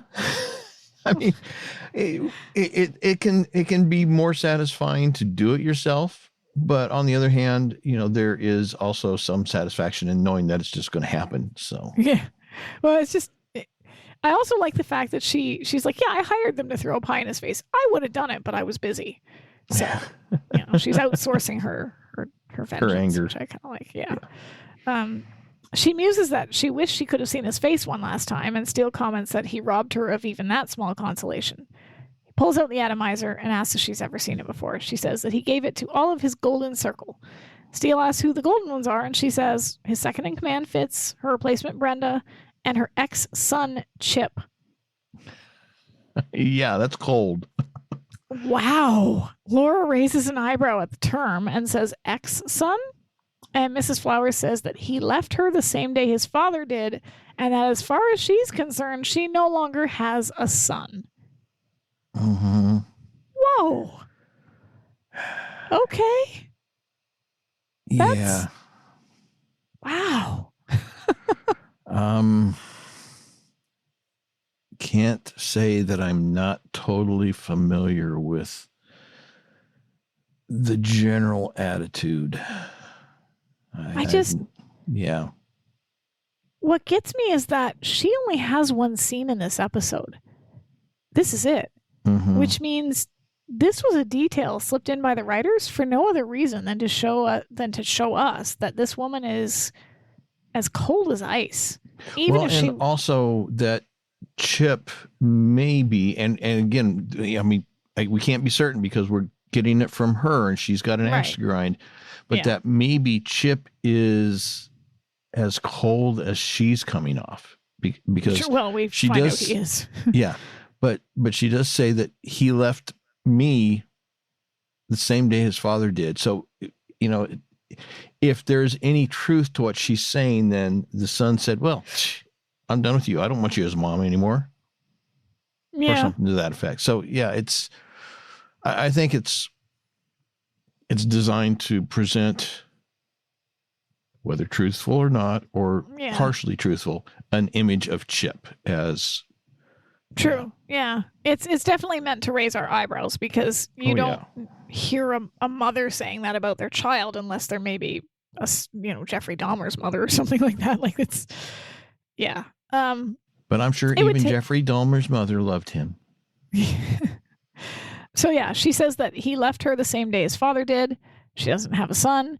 She adds that if they want suspects, Brenda and Chip are now $25 million richer today than they were the day before. So now they have that. So that back in the Rabbit, Steele is still looking at the atomizer and putting his fingers all over it. He smugly says that if they find the man who owns it, they find the man whose breath smells of murder.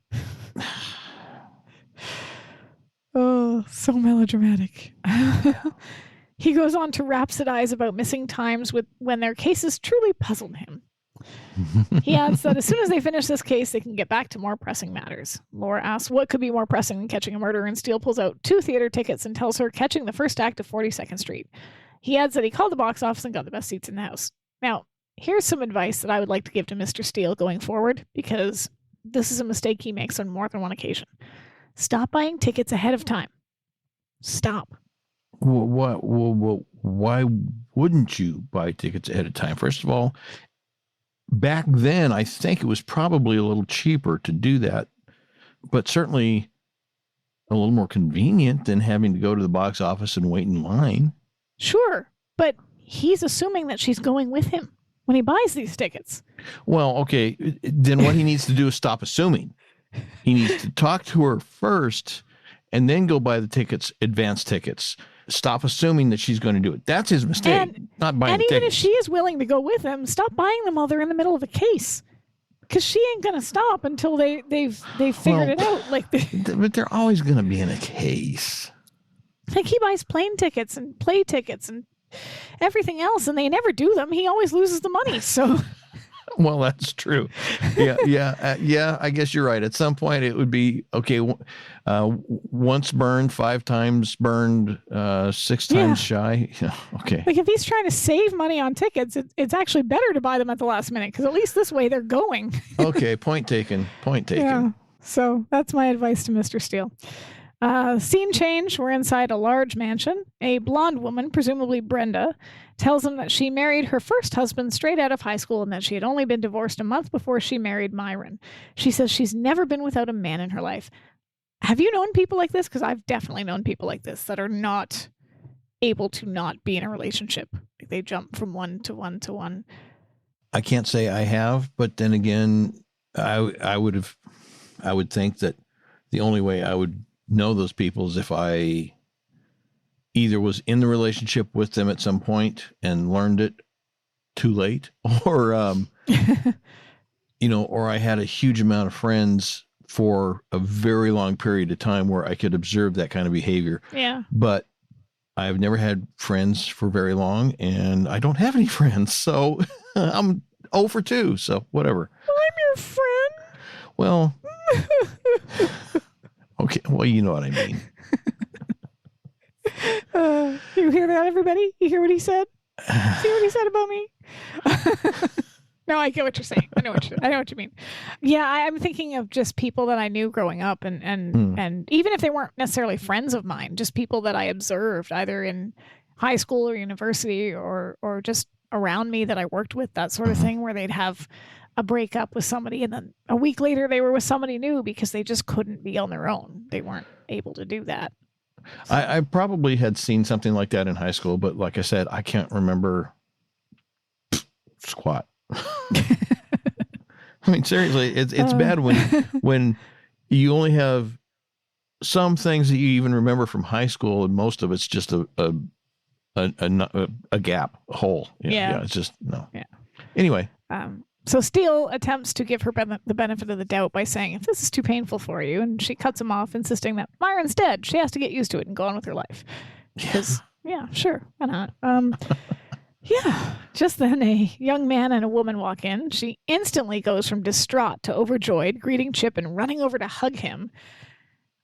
And, I mean, if I didn't already know from watching the episode that they were in a relationship, this would immediately ring out as a red flag and creepy as hell. Because just the way she... Chip's girlfriend, the secretary, no clue. She's totally oblivious. Yes. I mean, she's hanging off him. Like, she's holding onto his chest and, like, petting him almost. That's not normal. I don't know about you, but that's not normal. Like,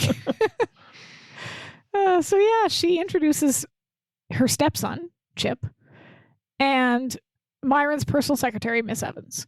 Steele and Laura shake their hands, and Brenda adds that they're looking into his father's final journey. And I'm just going to say, you might have the same, I don't know. Chip has the choice between Nancy Evans and Brenda. He's an idiot. He's an idiot. Yeah. That's all I'm going to say. And I was just going to say that Chip is another favorite reoccurring name here in Steele.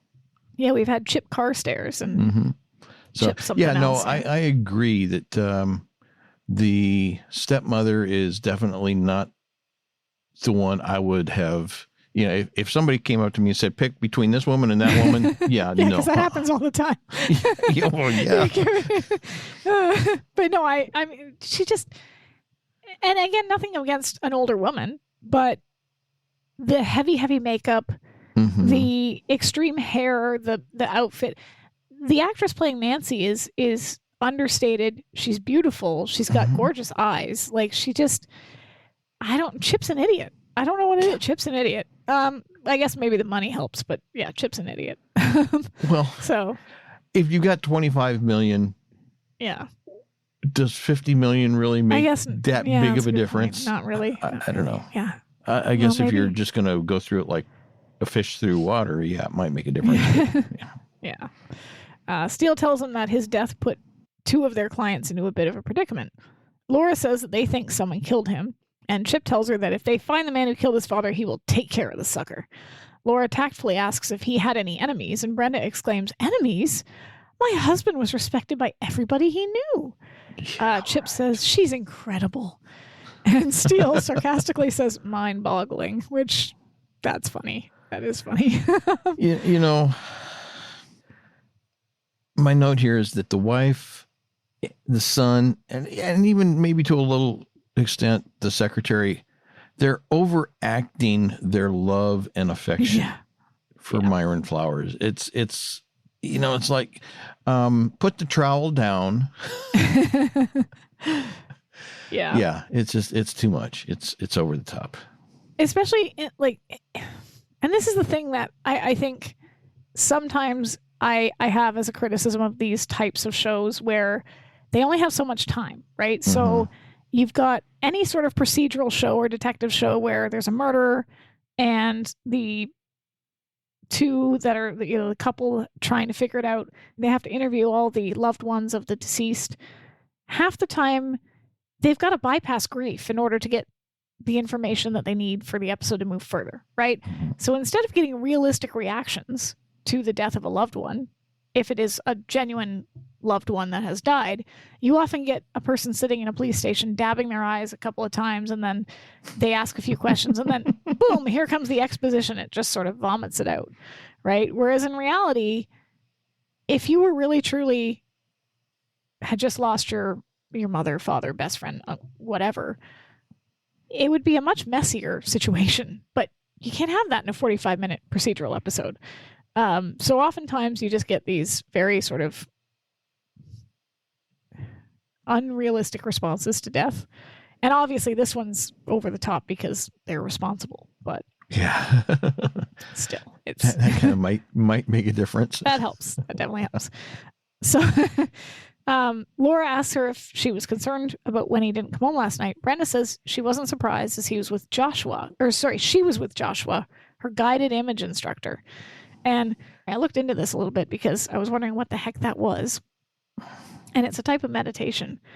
And interestingly, I've actually done this, although I didn't really realize that's what it was. My music teacher used to basically have these times in class back in high school where she would just stop class and say, okay, we're doing, she called it walking in your mind, but it was essentially guided meditation, guided imagery. And so she'd have us all pick a spot in the classroom where we felt comfortable. she'd have us close our eyes, and basically she would describe, you're on a beach, you see a box, you reach your hand in, you pull something out, this thing is important to you, and you your brain fills in whatever that is in the box, and it was meant to be a relaxation technique. And she was really good at it, to the point where anyone who isn't me, because my ADHD prevents me from any sort of meditation, I can't do it, but a lot of people who don't have my brain would be really deep into the meditation, and when she bring them out, some of them would even cry because it was so cathartic, right? Like, it just kind of took so much stress out of their lives. It never really worked for me because, like I said, my brain doesn't work that way. But anyway, that's what a guided image instructor is. So Miss Evans adds that it wasn't uncommon for Mr. Flowers to stay in his office for hours and even forget to eat. Brenda says that that was her Myron, dedicated, self-sacrificing, and brilliant. She takes out the gold atomizer and sprays it into her mouth, adding, "He will be with me forever." Chip does the same with his own atomizer, saying, "Me too." And this doesn't work for me. None of the moments with the spraying the... Yeah. I get that it's meant to show us and Steele and Laura that, oh, look, they have their atomizers, so they didn't do it. And we could even go as far as to theorize that they're doing it to show that they have their atomizers so that they're not suspects. But it just seems so random to pull out breath spray when you're not. Yeah, but I mean, in a sense, I think what they're trying to also do is create the sense that these people are the faithful. There are, how to say this? Okay, I'm going to preface this by saying, if there's anybody listening who has a sweet Catholic grandmother, I don't mean any offense, but the stereotypical TV Catholic grandmother who everything happens and they're crossing themselves. It's a ritual. It's a habit that is designed to among other things, demonstrate their submission to somebody or some ritual or whatever. And I think that's what this is it's their ritual. It's kind of like their sense of a religious act for them to do this, because they've given their whole life to this whole atomizer breath spray thing. And it's like it's a habitual ritual that is almost religious in a sense. Okay, fair enough. Yeah, I get that. It was so theatrical that I was like, yeah, okay, I get it. I'm trying to think. There was it seems like there was a Jerry Lewis movie, and I want to say it was The Errand Boy, where there were these Hollywood moguls, and they did something kind of along these same lines, because every time they talked about movies are your best value, they would stand up and put their hand over their heart or whatever it was. I don't remember now exactly what it was, but it was one of those things where when a certain thing was said, they would automatically, out of habit, do this thing because it was their almost a religious behavior. And right. So I've seen it before in other places, but yeah, I think that's what it is. Okay. Steele and Laura exchange a knowing look as Fitz descends the stairs, calling Brenda's name. She rushes over to him, throws her arms around him, saying, "Thank God. This is not suspicious either." "Now I can rest my wings. Now I can land." Okay. Yeah, definitely not suspicious. Your husband just died and you're, clutching on to some other dude. Like, you're almost making out with the stepson and the assistant. And the fact that neither one of them knew. Okay. He tells her he took the first flight back and that he can't believe Myron is gone. She corrects him by saying gone, but not gone. Okay, pretty sure he's gone. He's dead. I get religious belief, but no, physically he's gone. He ain't there no more. So he introduced himself as Nathan Fitz, Myron's second in command. Chip tells him they are investigating Myron's death, and he begins to fiddle in his pockets looking for something. I gotta say, John Larroquette is pretty funny here as the killer who's really bad at being a killer. He does this style character. It's basically Dan Fielding, but he does this so well. I know he's done some other things, more dramatic things, but he does this character so well. Yeah, he does. And it's quite funny. He's actually probably not a bad dramatic actor. He was in Black Sheep Squadron, also known as Baba Black Sheep. And that was a more dramatic role. And he was okay on that. Nothing outstanding. But as this befuddled, kind of sarcastic, very caustic, pessimistic type character that he plays in Dan Fielding in here. Yeah, he's great at it. He's really funny. Laura asks if he lost something. He says his atomizer. Steele says, aha, triumphantly. But a second later, Fitz pulls an atomizer out of his pocket and Laura says, aha, back. So, as they leave the house, Laura laments that they have lost their atomizer theory. Steele adds that not only did they all have them, they all had alibis as well. Neither one of them realizes that Myron would have had one, which is kind of odd because... Yeah. Is there a detective in the house? Yeah. I mean, that's kind of like staring you right in the face, but okay. Yeah. Laura says, let's hope 42nd Street enjoys a long run. The way we're going, you might be celebrating your 42nd birthday before we get to see it. Back in the house, Nathan Fitz is freaking out. He says the girls can identify him, and it's only a matter of time before Mr. Steele figures it out. Brenda isn't paying attention. He tells her it's her problem too, and she turns and tells him, do whatever you have to. Just get them out of this, get us out of this, and then stalks away. So she's really not concerned with the details, as long as kind of like the designer guy and Francois. Julian Barron and Francois. Yeah. I don't care. Just take care of it. Don't bother me with the details. Yeah. Only in this case, both of them know what she means by that. Well, that's true. Yeah. So we get a scene change. They return to Laura's loft, and it's destroyed. Oh, yeah. She flies into an immediate rage, saying she doesn't care if their lives are in danger, that she could strangle them.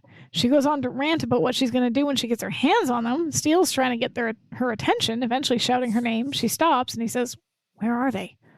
It's then that she realizes they are gone, which is funny because she basically just does a complete about face. And if anything happens to them... Yeah, I got that in my notes. She jumps from I'm going to strangle them to if anything happens to them awfully fast. I would have, my response would have been, well, I guess it would be a bit of a shame if something happened to the little twits. Yeah. Or, well, we tried. I guess we should go to dinner, but they are more forgiving than I am. Yeah. Be a little more ambivalent about their predicament than just, if anything happens, I'll kill myself or whatever. And Steele adds, to say nothing of poor Mildred. Yeah, because she was with them. Mm-hmm. She goes up onto her bedroom platform thing, and Steele opens the door to what I assume is the bathroom, shutting it quickly. He calls for Laura, tells her to look in there. She does, and her eyes go wide in shock. In the loft, we see Terry and Tony sitting in their towels. Mildred is wrapped in a shower curtain. And Mr. Steele just got an eyeful of probably something that he wishes he hadn't. Yeah. Mildred says that it was awful. It was so humiliating. Laura asks if it was the man they saw in Myron's office. Tony says that he was wearing a blue suit with a ski mask, and Terry adds sunglasses. Tony exclaims, sunglasses? No way. Laura asks Mildred if she got a good look, but Mildred remembers all she remembers is the mask. Do they ever explain why it was necessary to get them naked? No, not that I can recall anything explicit or even implied. Okay, because this is a weird... I get that the person that broke in, and we know that later that it was Chip, did so looking for the atomizer. Makes sense. He's going to toss the place. But yeah, I mean, if he thought that by making them get naked and I was going to say locking them into a room, but if he thinks that making them get naked was going to keep them from coming out and disturbing him while he was looking, I don't think that would have been a rational conclusion. And if I'm assuming he tied them up in some way, shape, or form, or they would have come out earlier. They take their clothes off then. I mean, well, that's the lock thing. them up, tie them up. You didn't have to do that. So yeah, that's because if they weren't tied up, they could have just come out of the room. Yeah, once the only they reason were sure he was gone. The only reason I can think of that where you might even make an argument about making them take off their clothes is, well, if they're naked, they'll be too embarrassed to come in and disturb me while I'm searching, which is not good logic.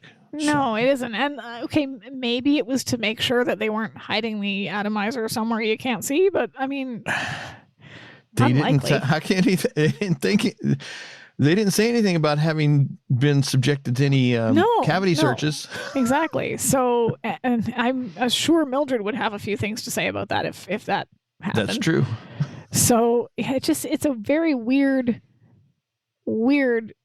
thing to add into the episode. And it doesn't seem to have any rhyme or reason to it, because aside from Mildred being slightly embarrassed and Steele pretending he saw nothing, where, you know, and then having seen something, there's no follow-up to it. There's no reason for it. It just it felt like a very strange thing to add into the episode. So, well, I mean, they say it right in there. It doesn't make any sense. Yeah, that's true. Steele tells them they should get dressed before they catch their death, and the girls go to get changed. Mildred stands up, and she asks if he thinks any less of her now that he's seen everything. He assures her that he did the gentlemanly thing and averted his eyes. She's grateful and runs after the girls saying, "Brains before beauty," which is funny. So yeah, Laura wonders why he didn't kill them and why bother making them take off their clothes. It doesn't make sense, as you said. Steele agrees, saying sense is sorely lacking unless he pulls out the atomizer and says unless he was looking for this. But again, he could do that without making them get naked. Yep. So Laura takes it and wonders why it's so important. Has no distinguishing marks. Steele says, speaking of distinguishing marks, did you happen to notice the unique placement of the tattoo on Terry's? And then Laura interrupts saying it was Tony, and I thought you averted your eyes. No, he averted his eyes from Mildred. Yeah, he took a good long look at Tony and Terry. Yeah, apparently. Caught. Steele says, a detective's trained eye can be a burden at times. Yeah. Laura, still looking at the atomizer, wonders what's in it. She sprays it into the air and her flowers die instantly. I'm sorry. You're going to get there before I am, but you go ahead, because I have some issues with this too. Is there really any poison that would kill a plant, first of all, that quickly, and second of all, that would cause it to wilt like that, just from having been sprayed on it? No. Hollywood. Well, and here's the thing: if this poison did exist, if you've ever walked through a perfume counter or anywhere where you spray something into the air, if you're anywhere near it, you're going to inhale some of it. Oh, the aerosols are going to get into your lungs. Like it's sprayed out. I hate walking by perfume counters at a store. Yeah, same, because I get a migraine from it. The scent is right, but if you spray it, now if you inhale it, it's not going to kill you. Inhaling like a tiny little bit of aerosolized particles is not going to depending on what it is. Die. Yeah. But if this spray is so powerful that it can wilt those plants that quickly, then the two of them would be seriously they'd inhale some of it. Seriously off, yeah. Yeah, they would have. Yeah. Anyway, so fine. Yeah. But I guess they needed some way of showing us that it's deadly. Yeah, show us that as detectives they have failed because they did not only check it for fingerprints, but they didn't check it for contents. Well, yeah, and they usually, Laura has a contact at a lab that she usually gets to analyze stuff. Why did they not take it there? That would have been a much easier way to do it. And then Mildred could have been like, oh, yeah, the lab called. It's poison. You mean like they did in season 1 with Murphy? Yeah. Or Sorry. They could have gotten Tony or Terry to try it out. And once one of them dropped, hey, look, it's poison. Are you sure? Maybe we should get the other one to test it. That's right. I was going to say that. Yeah. Laura, shocked, says that could have been him. And he says, or you. And they realize they've been carrying it around for 24 hours and it's lethal. At this point, Laura decides to have it analyzed. Good job. And they're going to need Johnson's autopsy. If he's even been found, his dead body could still be in that apartment. They don't know. Well, now they'll call the police. Now they'll do something about it. So yeah, she's not sure that his death was caused by a blow to the head after all. We get a scene switch. Back at the office, Laura gets the confirmation that the atomizer had poison in it. Mildred enters the office and Steele asks how the girls are holding up. Mildred tells him that they're trying to convince Morgan Fairchild's manicurist to postpone the party until tomorrow.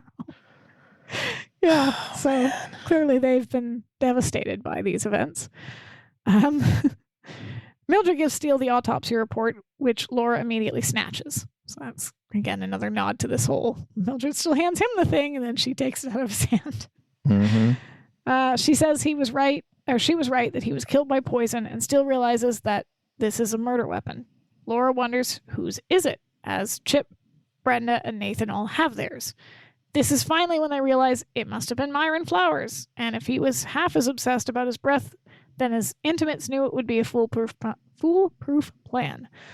Laura adds that when it didn't work, they shot him instead and used it to get rid of Johnson, which, again, is a good theory until they find out that he was dead when he was shot. Yeah. Laura says, if you were the murderer, where would you go to get your hands on the ingredients to make the deadly poison? Good question. We switch to Flowers building, and this is my Spirit the Halloween reference here. We see Laura and Steele have been to a Spirit the Halloween store and bought some lab coats. Yeah, I had a question about that. A lab coat over an expensive suit? Yeah. I mean, if you're going to be working in a lab like that, you might wear a tie, a button-down shirt and a tie, but you wouldn't wear a suit under the lab coat. I mean, that's what the lab coat is for. And Laura's also got that nice sort of pantsuit thing going on, which also is not the kind of clothing you'd wear under a lab coat. But this isn't the first time they've done it. But I mean, this is not the first time they've done it. Anytime they've gone into like a hospital and pretended to be hospital personnel, Steele always has that suit on, even though he's got. Yeah. I guess they figure as long as I've got a lab coat, people are going to think we belong here. So yeah, that's the theory. And it's probably not a bad assumption, but anyway. True. We see them walking down the hall. They've got clipboards. They get to a door. I wonder how they knew where to go, but sure. Where Steele picks the lock and they enter a room filled with chemicals. Did they go to just every lab in the place, or like did they? Anyway. Maybe there was a sign on the door that says, "This is the lab you are looking for." Yeah, this is. Yeah, Laura begins picking up vials, and Steele asks what she's doing. She rattles off a list of chemicals, which I attempted to write down and then gave up. Mm-hmm. So, yeah, we're just gonna. Well, I got some names. I'm not sure they were correctly spelled from the transcript from SteeleandLove.com. I wasn't able to find from the three that were listed there anything that would have either individually or in combination have killed anything or anybody. I mean, they are toxins, but they are, from what I could read, not the kind of thing where you ingest it once or twice and it's going to kill you. It's the kind of thing where, if you ingest this for a while, you're going to get really, really sick and potentially you could die, but it's not like, spray it in your mouth and you're gone. Yeah, that's a good. It's funny. They probably just looked up a list of chemicals and went, "This sounds bad. This sounds bad. This sounds bad."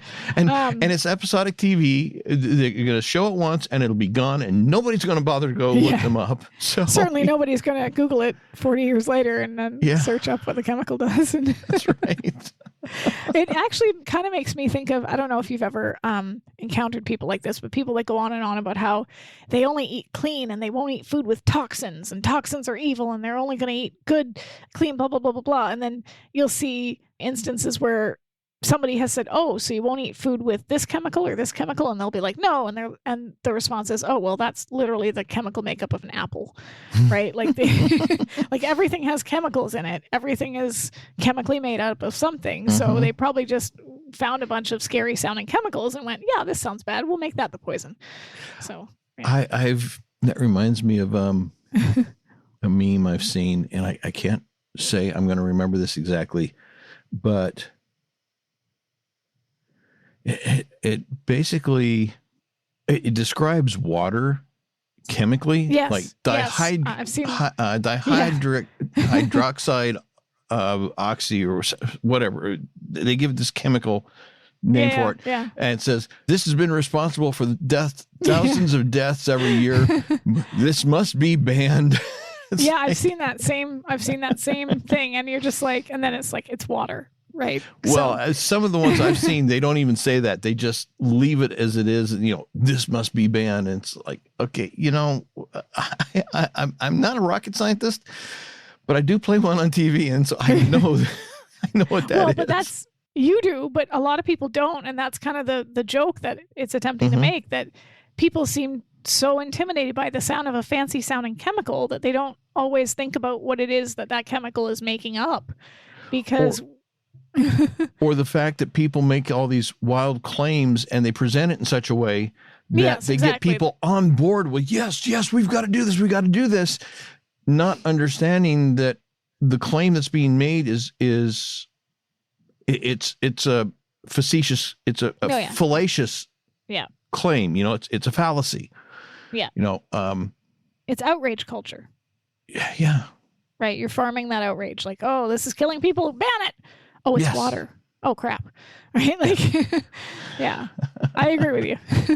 So she's looking for the chemicals, and then they're interrupted by the sound of the door opening. They run and they hide around the corner behind a shelf. We see Miss Evans come in, followed by Chip, who loudly announces, not fooling anybody, I bet, that he and Miss Evans will be working together for an hour or so. Yeah. Mm-hmm. Once the door is shut... This is a really bad... Speaking of, we talked about how the beach and a hayloft are bad places to do this. Right there in the notes. Come on. You couldn't find anywhere else in this building. Really? Hey, they're keeping up the Remington Steele tradition of having couples make out in the most bizarre places. Yeah. Like, this is... anyway, so yeah, they begin kissing. Eventually, Miss Evans pulls away. Laura and Steele watch them in surprise. Miss Evans says she needs to talk to him about something, but Chip, not interested in talking. He's got an hour. He wants to fill it. The hour. He wants to fill the hour. Yeah. Pervert. Sorry. I couldn't resist. You just left me the opening. So did Nancy. Anyway, so they only have an hour. Okay. Yeah, anyway. We have the mind of grade schoolers. He takes off his suit jacket, and Laura looks up and sees one of the chemicals up above her. She points to it as we hear sounds of them kissing again, and Nancy attempting to ask Chip if he had a fight with his father. She tells Chip that she overheard a phone call where he said that he was betrayed by his own flesh and blood and that he had vipers in his nest and he was going to clear out once and for all. Chip asks her if she's thinking what he thinks she's thinking, and she says she doesn't know and that she's scared. That's when Laura sees the second chemical on the shelf above. They start kissing again. Chip admits that they had a shouting match, but it was hardly uncommon as she knows what a wild man he was. She insists that it was about the two of them, and he must have found out about them and threatened to cut him out of the will. Chip insists he didn't kill him, and that the old bird was his father. They start making out again. He lifts her onto the table, lays her down near a bunch of chemicals. Mm-hmm. Yeah, because that's what you do around chemicals. You just start knocking them off the shelf and making out, and Well, this is how you get supervillains. This is a Marvel supervillain origin story right here. This is Spider-Man's nemesis or something. Because you either die or you get supervillains. So we hear noises. And Laura says she's seen enough. And Steele, on the contrary, I don't think we've seen anything yet. He kind of wants to stay and watch a little longer, I think. Yeah. So yeah, that's Laura rolls her eyes. She's kind of disgusted and grabs him, and they crawl out on their hands and knees toward the door. Once outside, Steele wonders if Chip killed Myron. Laura says it's a distinct possibility, and he expresses annoyance on how this case has been deceptively irritating right from the start. He suggests moving cautiously and getting a second opinion. Laura wonders whose. So that we switch scenes, we see Nathan Fitz. He's spelling out a name, Tillema, on the phone to Mildred, who tells him the answering service shouldn't have given him this number, which probably, but Tony and Terry don't seem to care. Yeah. Tony gets excited at the name, telling Terry he was the casting director in Attack of the Terrible Snapping Things.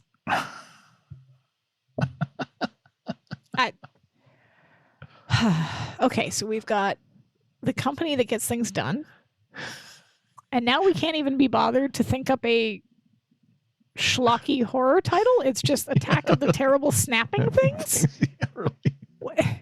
Make them turtles at least. Come on, give us something. No, that would have probably gotten. No, let's see. Were the Teenage Mutant Ninja Turtles around by then? I don't remember. They were created in the 80s, but whether or not they were created this early in the 80s, I don't know, because they started out as a comic, right? And then was made into a TV show. So I don't know, but still. I mean, it's a terrible. Attack of the Terrible Snapping Things. There's a movie you want to be in. Yes. That makes me think of, I don't know if you ever watched the show Schitt's Creek. But there's so essentially the plot of Schitt's Creek is that this really wealthy family gets nailed for embezzlement or something, and they lose everything, and the only thing they have left is they bought a town on a whim as a joke called Schitt's Creek. So they end up living in this rundown motel in the town because that's literally all they've got left. And Catherine O'Hara, who is a genius, she's a comedic genius. She plays Moira, the mother. And at one point, she gets the offer to be, she used to be a soap opera star before her husband got big at whatever his business was.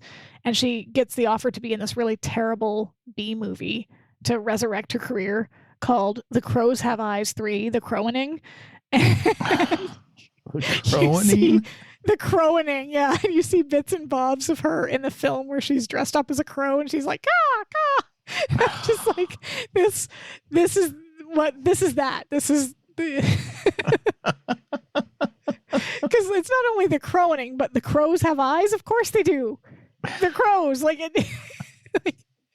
So yeah, I want to see that movie, and I want to see the Attack of the Terrible Snapping Things. Somebody needs to make these two movies so I can watch them.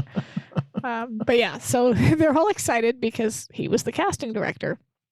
Excited, they jump up, and Terry grabs the phone out of Mildred's hand. They both start talking over each other until Mildred grabs it back and tells them the girls are booked for the foreseeable future. They yell, "Don't listen to him. We'll do it, whatever it is." And Mildred tells him to hold on, looks at the girls, and says, "Listen to me, you overgrown Shirley Temples." No, they're not even that adorable. Oh, no, they're not. But Mildred just telling them off is nice to watch. She says, "It's my job to keep you alive so you can play character parts." Terry says she doesn't understand and that they've been bouncing around this town for 6 whole months. Wow. It just makes you hate them even more because at least if they had put in some time, you could understand the frustration. Yeah, but you know what? I'm going to say that 6 months, 6 years, or 6 decades, they ain't going to make it.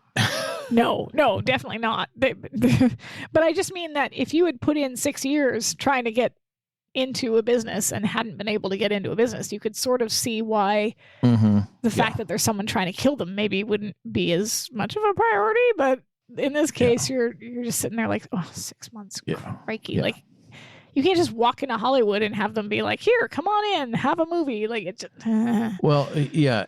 Under any circumstances, the first prerequisite. Well, okay, I was going to say the first prerequisite is talent, but in Hollywood, the word talent is often a euphemism for other things besides talent. It's talent. Yeah. But no, 6 whole months. Oh my God, they've been really working hard. Oh yeah. Yeah. So then Tony says, or Tony or Terry says, knocking on doors, dancing our feet off, and what do we have to show for it? Mildred, I love her comment. Corns. No sympathy. None. Old Hoyt Axton song. Work your fingers to the bones, and what do you get? Bony fingers. Yeah. And then Tony and Terry lament that they are practically over the hill, washed out, wiped out. Over the hill. Okay. Mildred smiles and tells them she has the perfect part for them. Taking the bait, they say, yeah. And Mildred says they can play a couple of corpses because if they walk out the door, they'll have that part permanently. So she tells them to park it, and they reluctantly walk back to their seat. Mildred takes Fitz off hold and says, Mr. Tillema, I'm sorry to keep you waiting. He says that's okay. He's very determined. And before he can say any more, the door to his office opens. He slams the phone down. I don't really know why he does, because he, A, didn't know who was coming in. B, presumably whoever is coming in is somebody that is in on it, aware of it, or at least wouldn't think anything of it to just see him on the phone. Well, except that he's in the middle of a conversation and he doesn't want to have to continue that conversation because somebody overhearing even just his half of it might question, why are you presenting yourself as Mr. Tillema? You know, what kind of appointments are you making? What does this have to do with anything? And, let's face it, he thinks he killed the guy. Yeah, he does. So he's going to be paranoid, incredibly paranoid that somebody might overhear him trying to plan another murder. You mean like he is? Yeah. Yeah. Fair enough. So yeah, he slams the phone down guiltily, very guiltily. And it's Laura and Steele. Obviously did not expect to see them. And he wonders what they're doing there. Laura tells him that they want to ask some questions, and Fitz looks even more nervous. As they walk in, he says they believe they know who murdered Myron Flowers. And if any, he might as well at this point have a flashing sign over his head that says, I did it, I did it, I did it. I mean, we know he actually didn't, but he doesn't know that, so... Yeah, Steele says domestic homicide, crime of passion, greed. Fitz goes along with it, claiming that he knew they would get to the bottom of things, which is a weird... Like, at first he looks super, super guilty, and then he sort of switches to this, oh, I knew you'd get to the bottom of things, but what does he think they're about to say? Like, does he think they're about to accuse him? Yeah, he thinks that they're going to accuse him, that they've realized that he is the killer, put that in quote marks. Yeah. And it's not until they do a really, really stupid thing, name a potential suspect, that he changes his tune and suddenly, oh, of course, Chip and Nancy. Oh, now it all makes sense. Yeah. Yeah, it just seems weird that he would give in that easily. Like that he would. But that's his character. He's just, he didn't have a problem killing the guy, but he's a wimp when it comes to actually facing the consequences. Yeah, fair enough, I guess. And then, Laura's a bit surprised, pointing out he's known him all his life. Fitz says that he will never forgive him. So again, this like implies, like, she hasn't said Chip yet, but he's going along with it, right? So he obviously now knows that they're talking about somebody else. And then Steele asks whether he believes in his heart of hearts that Chip could kill his own father over Nancy Evans. He pauses, and then that's where he realizes what they're saying. And you can see his face. Chip? Oh, yes, of course. Chip and Nancy. It all makes sense. Oh, that's good. And Laura says, how so? And then Fitz tells him that Myron had big plans for Chip, ambitious plans, but he didn't approve of his relationship with Nancy. He thought she was too low or too common, so Chip tried to keep it a secret. Kids in love. So, yeah. Okay. And then Fitz continues on saying, please don't misunderstand. I love that boy like a son, but he's impulsive. He claims he overheard Chip on the phone making plane reservations, which gets Laura's attention. Yeah. She says, where to? And he thinks a moment and then says, Singapore. Okay. Laura wonders how easy it would be to get lost in that part of the world. And Steele says, but with $25 million in cab fare, pretty easy.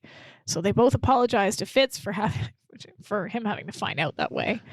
And Fitz says he's going to cope. So much melodrama. They go to leave, and he closes the door, very relieved. So then he goes over to a drawer, opens it, and pulls out a phone. Yeah. Like, what? Who keeps their phone in a drawer? And how many phones are in that office? Yeah, I was going to say, what's wrong with the phone he was just using a few minutes earlier? Yeah, is it like the red phone and the black phone and the white phone? Like, is it? Yes. Yeah. It's a weird place to have a phone. Like, he would have to carve like or drill out a hole in the back of the drawer to fit the cord, and then have it stick. And you might be able to make an argument that, well, it's a secret phone with a special phone line that he doesn't want anybody to know, but then it would have been unlocked. Yeah, he just pulls open the drawer. Like, yeah. So he dials a number and claims to be Mr. Tillman again. So why not just call from the phone you were just using? Exactly. So, calling Petulia at the answering service, he asks if she expects Tony and Terry to check in, and when they do, to tell him to meet him at 1209 Desmond Estates. He adds that he has something really juicy for them. Hangs up, closes the drawer, goes over to the desk, opens another drawer, pulls out the gun, doesn't look especially keen about using it. So I'll say this for Myron. He's not an eager murderer. He's just kind of like, oh, am I going to do this again? I don't want to. Yeah, he has a certain level of ethics. He doesn't mind killing his boss and his girlfriend's husband, but when it comes to, a couple of innocent, albeit airhead females, that's drawing the line, because that's different. Except he already did try to kill them. He shot at them. Well, once that's true too. In Steele's office, right? So he's. That's true too. But I think he just doesn't like having to do it, right? He's like, oh, here we go again. I've got to do this. Oh, certainly not up close. Yeah, that's true. Actually, if it's right, he has to look at them. Mm-hmm. So not a fan. We're back at the Flowers mansion. Steele is melodramatically narrating the theory in front of Chip and Brenda, accusing him of shooting his father and attacking Tony and Terry in his office. Chip laughs, and I gotta say, Chip is far better at covering his tracks than Fitz, because Chip is just not even fazed by this accusation. True sociopath, right? He laughs. He says, "It's a good story, but it's not true. I didn't shoot my father." Steele laughs. And technically, it's true. I mean, I guess you're right. He's not lying. He didn't shoot him. But yeah, Steele, still smug, says, "We'll see about that." Calls for Tony and Terry to come in. They do, and he introduces them to Chip Flowers. Puzzled, they both say hi. Show no recognition. And that's when Laura, you can see on her face that she's like, crap, we've got it wrong, or at least sort of wrong. They've got it right, but the wrong way of getting it right. Steele, he urges them to get closer, adding it would have been a trifle dark. Tony looks at Steele and says, "I thought you said the guy was going to be here." Laura shoots a suspicious look at Brenda. So I don't know if she suspects Brenda of something at this point, but she's giving her a look anyway. Yeah, I don't know.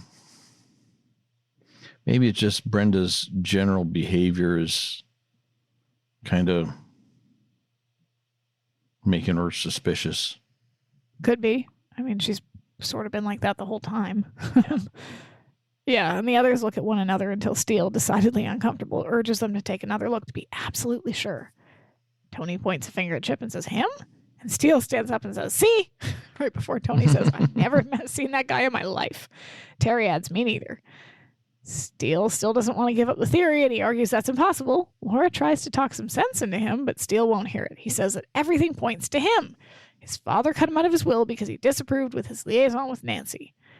So, yeah, Brenda stands up at this point and tells him that they have 1 minute to get out of the house. Tony and Terry make a run for it, but Laura attempts to do damage control, apologizing for Mr. Steele's unorthodox methods and attempting to claim he wasn't accusing anybody. He definitely was. He was. That's not really, he definitely was. Yes. She claims he was merely trying to eliminate suspects. Chip says he doesn't like the way this guy works. In fact, his tirade is cut short as the camera cuts to Tony and Terry. They're idiots. They're morons. They're on the phone with the agency. Mm-hmm. She writes something down, hangs up, and tells Terry that Mr. Tillema wants him to come for an audition. Terry is thrilled, saying, "That's great." Tony adds that she has a feeling about this. And Terry says, "We're going to knock him dead before they make a run for it." And if only that were true. Yeah. If only that were true. So meanwhile, Laura and Steele are leaving, and she tells them they can't expect textbook logic on every case. They're going to have to go back to square one. The Fred for a day opens the door to the limo, and Steele says, "Square one? I've never gone backwards in my life." They get in. Mildred's already there waiting. She asks how it went. Steele is annoyed, saying they might be witnessing Steele's last case. This is hardly the most difficult case they've ever had, but okay. Can I jump back just a second? Sure. When they take the girls in to meet Chip, there's two things. Well, first of all, we're back to season 1, Steele making wild accusations against someone without any real evidence. Yeah, that's and a good then time. second of all, it occurred to me at this point, it hadn't occurred to me before, but I'm not a trained professional detective, but it had occurred to me at this point, particularly since the girls took off running, why hadn't they just shown photos of their suspects to the girls beforehand? One would think that would be the smartest way to do it, because if it is Chip, then they're exposing the girls to the killer. They could have done this very, very early on in the case and shortcut it through a lot of this stuff. They could have sat down and said, "Here are our suspects. Can you point out?" Yeah, that would have been a good idea.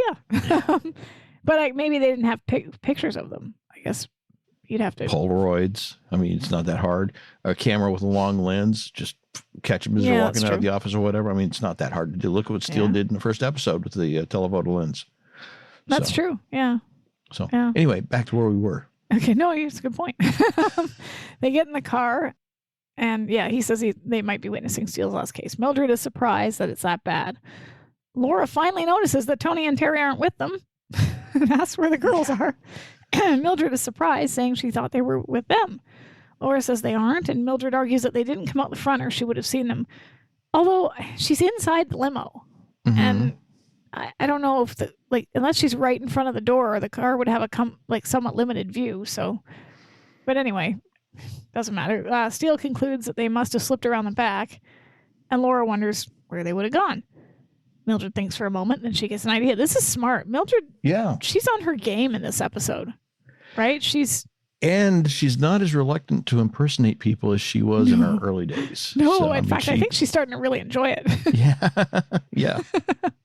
Because she picks up the car phone, she dials the agency, getting Petula. She introduces herself as Mildred Krebs of the William Morris Agency, adding that no, she won't hold. The William Agency or Morris Agency never holds. And then she says, "Now listen, I got a deal and turnaround on this one, and Metro wants to take an option. I think Terry and Tony would be absolutely perfect for the part." And fancy Hollywood speak, but from what I know or sort of have heard about what this means, to deal and turnaround, someone passed on a project, and Metro, I'm assuming is Metro Goldwyn Mayer or MGM, wants to option it, pay for it.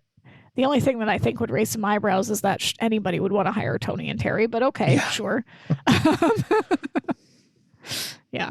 But well, maybe Petula doesn't know them all that well. I mean, she is, after all, just the answering service. So, maybe she doesn't see a problem with it. She's just, hey, I just take the messages and the phone numbers and I just pass them along. I don't know anything about it. Fair enough. Yeah. But Laura and Steele are watching Mildred and they're impressed, right? Like they're like, okay, yeah, Mildred, she's handling business, right? Mildred pretends to be outraged, saying that she knows they have other offers. That's why they want them. She asks where she can find them, gives the address to the Fred for a day, hangs up, and tells him to hit it. So we get a scene change. We see a yellow Volkswagen Westphalia van, otherwise known by my dad as Hitler's Revenge. That's not a Westphalia, though, is it? No. Because didn't the Westphalia have the like the pop-up top on it? Well, there were different models of it, but I was pretty sure it was. But I could be wrong. Yeah, I thought it had that little white, usually extension on the top that housed the little pop-up cover. I thought that Some do, but not all of them. Because I'm looking at some of the pictures here. But either way, I mean, my dad had one, and he called it Hitler's Revenge because it fell apart all the time. So it's a German car. Yeah. But yeah, so and I Googled it, and because I really like this van, actually. I think it's really cool. And it's been around from the 1950s to 2003. Apparently, they're bringing it back for 2024. I like the really, really old van that had the split front window. And then they had the 23 window version, had the little like safari windows across the top. Oh, that one was so cool. It's so rare, so hard to find. And yeah, I could be wrong. And maybe it's something that just looks like a Westphalia, but I like it. Yeah. Either way. So yeah, they obviously hitched a ride because the girls jump out, thank the driver for the lift. They run up to the door, excitedly talking about how they're going to get the gig for sure. Terry dreams that 2 weekends from now, they won't be able to walk down the streets without bodyguards. Do they know how time works? Like, do they understand? No. Because I there's a lot of people who don't understand the concept of time.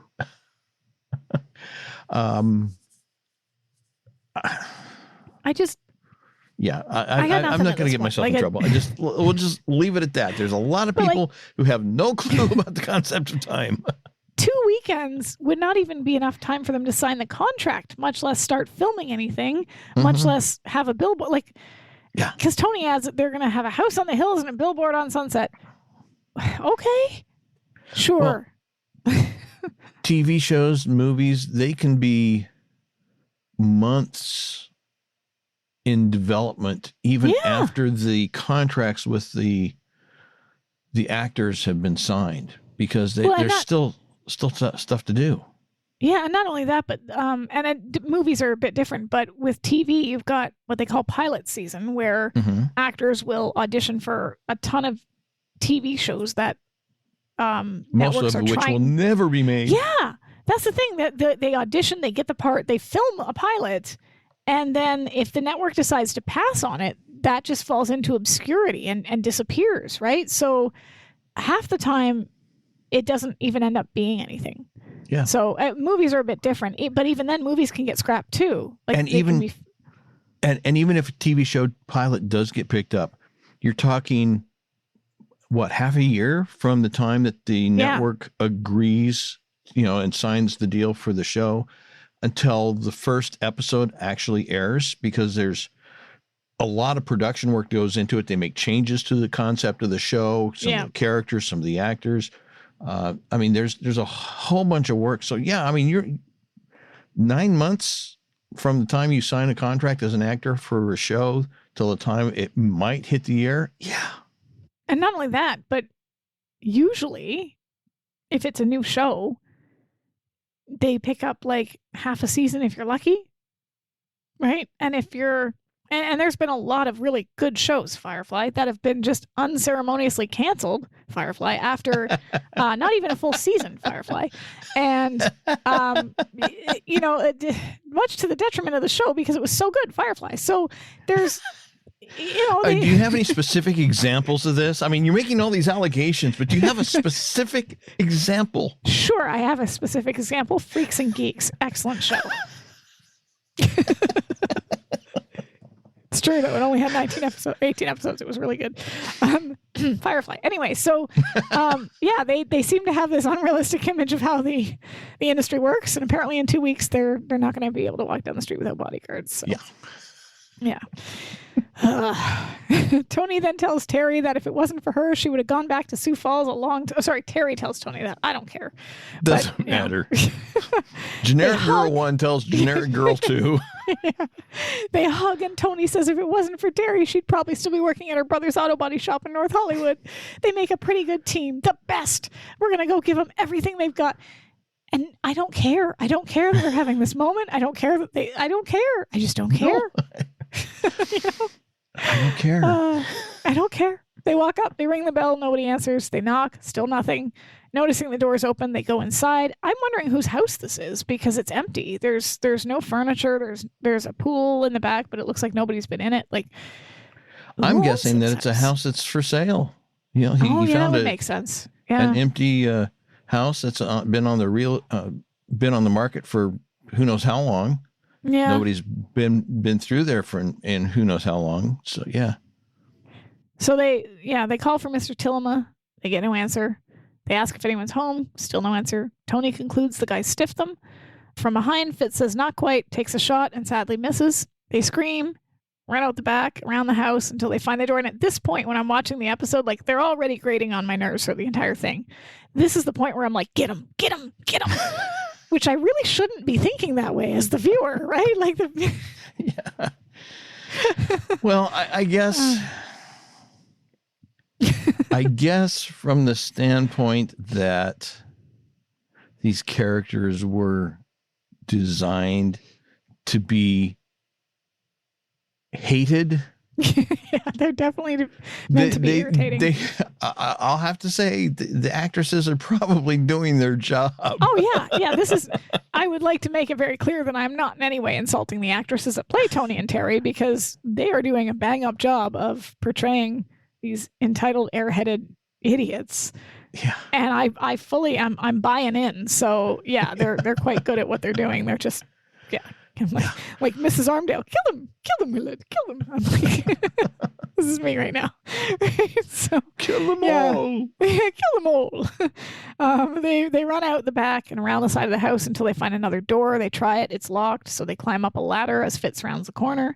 He doesn't know they've climbed the ladder, so he runs into the backyard. They see him from the roof. He looks up and starts shooting again as they're throwing various things off the roof. So I'm not really sure why there's so many things on the roof, but okay. Well, sometimes I think I recall seeing some houses, particularly ones that have flat roofs, where people just toss stuff up there just to get rid of it. So that did not seem odd to me at all. Okay.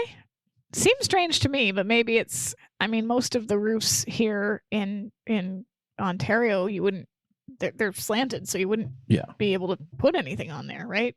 But I know a lot of the LA roofs are kind of flat because they also don't have a lot of basements. So yeah. They run away again once they run out of things to throw, just as a limo pulls up. Gunshots are heard. Steele and Laura get out, tell Mildred to stay in the car. Fred should get a raise for this, whoever that Fred is. Like, when you think about the Fred for a day, there's a lot of shooting that takes place in that line of work. Yeah. So I'm just saying I hope they're paying him well, because Laura and Steele run towards the house. Meanwhile, Tony and Terry are climbing back down from the roof as Fitz comes at them again. They start throwing garbage can lids at him, making a run for it inside the house, screaming the entire time. They get down on their hands and knees. They crawl through the house. He continues to shoot at them, and they finally run straight into Laura and Steele, yelling that he's behind them. Steele gets out of the way. Laura grabs a board and stands around the corner waiting for Fitz. He comes around the corner. She hits him with the board. He drops the gun. So now they've got him. Steele grabs him and shoves him against the wall, surprised it's Fitz, and the girls are like, yeah, Fitz. And John Larroquette, brilliant as ever, starts blubbering, I admit it, I shot Myron Flowers. Steele urges him to have some dignity. I don't think they're that used to their suspects just readily confessing, much less blurting it out. So yeah, Mildred comes running inside to tell them the coroner just called, and Flowers didn't die of gunshot wounds after all. Laura asks, what did he die of? And Mildred says he was poisoned. They're all surprised, and Laura wonders why Fitz would poison him and then shoot him. And I love this. I really Fitz, I didn't poison him, I just shot him. Like, like that means you shot a dead man. I did? He's disgusted at having shot a dead man, but having shot the man, not a problem. Well, that and the fact that he seems like indignant over the fact that he would be accused of shooting and poisoning. Yeah. I'm sorry. No, I just shot the man. Or I didn't no. He's very like oh, no, I did not. It's like, would I be that stupid? Yeah, maybe. So yeah, he just shot him. Yeah, and he is kind of horrified that he shot a dead man. And then Terry says, it's like showbiz. It's all in the timing, which, no, okay. And then Fitz says, does that mean I'm innocent? Steele says, not quite. But I mean, innocent of murdering Flowers, yes. Attempted murder, no. So. Maybe conspiracy, also guilty of. Yeah, conspiracy to commit murder, attempted murder, yes. But since he was already dead when he was shot. Abuse of a corpse. Yeah, actually, that is a crime. It is, yeah, yes. That is a crime. So, so you can get him on a few things, but not murder. Both he and Laura wonder what this means. We go back to Flowers' office, and Steele says it means they go back, not to square one, but to square three. Camera pans back, and then we see Brenda, Fitz, and the others are gathered in the office. Steele tells them that he was poisoned before Fitz shot him. Brenda asks why he would poison him if he was just going to shoot him again. Fitz is irritated by this point. He's like, how many times do I have to say it? I didn't poison him. I just shot him. Yeah. Because I can see this in a courtroom, where he's just like, I just shot the man. God, would you stop it with the poison thing? Yeah. So Brenda demands to know who poisoned him. She's still playing this game, right? Steele looks rather smug until once again, going back to the old standby of him realizing he doesn't know and looking at Laura. Do we have an answer? She says, well, we're going to look awfully foolish if we don't. So Laura takes over, stalling for time, says obviously it was a man. Steele wonders how she knows that, and Laura says a man in a ski mask broke into the loft. Steele realizes at this point it couldn't have been Fitz because he would have murdered Tony and Terry knowing they could have identify him. Laura realizes it means that he was looking for something. Again, still no explanation as to why they needed to be naked, but maybe Chip is just a pervert. Yeah. That could be just, as long as I have them here, I might as well. Yeah, I guess. Steele fills in the blank by saying the poison atomizer. At this point, Chip starts to look rather uncomfortable because now they are getting close. Laura says in order to poison it, he would have had to have access to the lab. Brenda, in the fakest display of emotion, cries out, Chip! And talk about stone cold. She has no issue whatsoever when it looks like they're getting close to the truth of throwing him under the bus. No. Like, wheels first. You're going down and you're not taking me with you. Yeah. And then Fitz disapprovingly goes, Chip. Yeah, Laura says. Yeah, I shot the man, but I didn't poison him. And so I'm disappointed that Chip poisoned him because that would be... Not only that, but how dare you have an affair with the woman I'm having an affair with? Like, yeah. Let's see. So the stepmother was doing the stepson and the gross immediate second in command. Second command. The stepson was doing the stepmother and the secretary. Yep. Fitz was the only one who was somewhat monogamous. Yeah. Yeah. Well, Fitz and Nancy. Poor Nancy. Yeah. She got screwed over in all of this. Yeah. Steele looks rather smug, and Brenda sprays the atomizer in her mouth before crying out that she couldn't run away with a murderer. Yeah, right. Of course you can't, sweetie. They're going to jail. Yeah. Like, what a silly statement, right? Like, they're going to jail. You're not running away with anybody, lady. And then that's when both Chip and Fitz exclaim, "You couldn't?" Oh, and then this is, I'll tell you exactly what I have in my notes in a second, but Laura realizes it wasn't Chip and Nancy that Myron found out about, and in my notes it just says, "Ew." Yeah. Because I'm sorry, that's his stepmommy. I know they're not related. I know Don't bring up, what's that actor's name? The guy real famous for comedies decided to have an affair with his stepdaughter. Oh, Woody Allen? Yeah. Yeah. Well, they already mentioned him in the movie. And that was that was gross. He's been accused of a lot of other stuff too. So, I mean, that's not terribly surprising. But like, obviously there is precedent for this sort of thing, I guess. Dylan Farrow, I think Mia Farrow's daughter. Because he was married to Mia Farrow at the time. And yeah, gross. It's just gross. Like, I know that that's not a blood relation, but when you assume a parental role, sorry, I've just got in, like I said, in my comments, ew, in the comments. It's not even an age thing. It's a stepmommy. Like, aha. Yeah, it was Chip and Brenda. And Steele Riley says that she had too many flowers in her bouquet, so one had to go.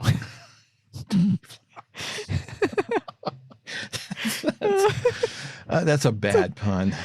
Yeah, but it's funny. Brenda then says, I told you I would take care of Myron to Chip. And Fitz, disappointed, says, you told me he found out about us.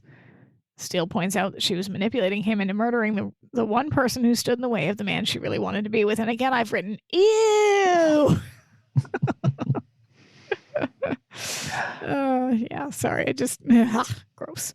Laura tells Fitz that he's been had as he uses his atomizer. And Steele asks, well, what about Nancy? She demands, and then that's, she demands to know what they were going to do about her. The door opens and Nancy enters, telling Chip that's what she would like to know. Could she have heard all that through the door? Because that looked like a pretty thick door. Well, maybe.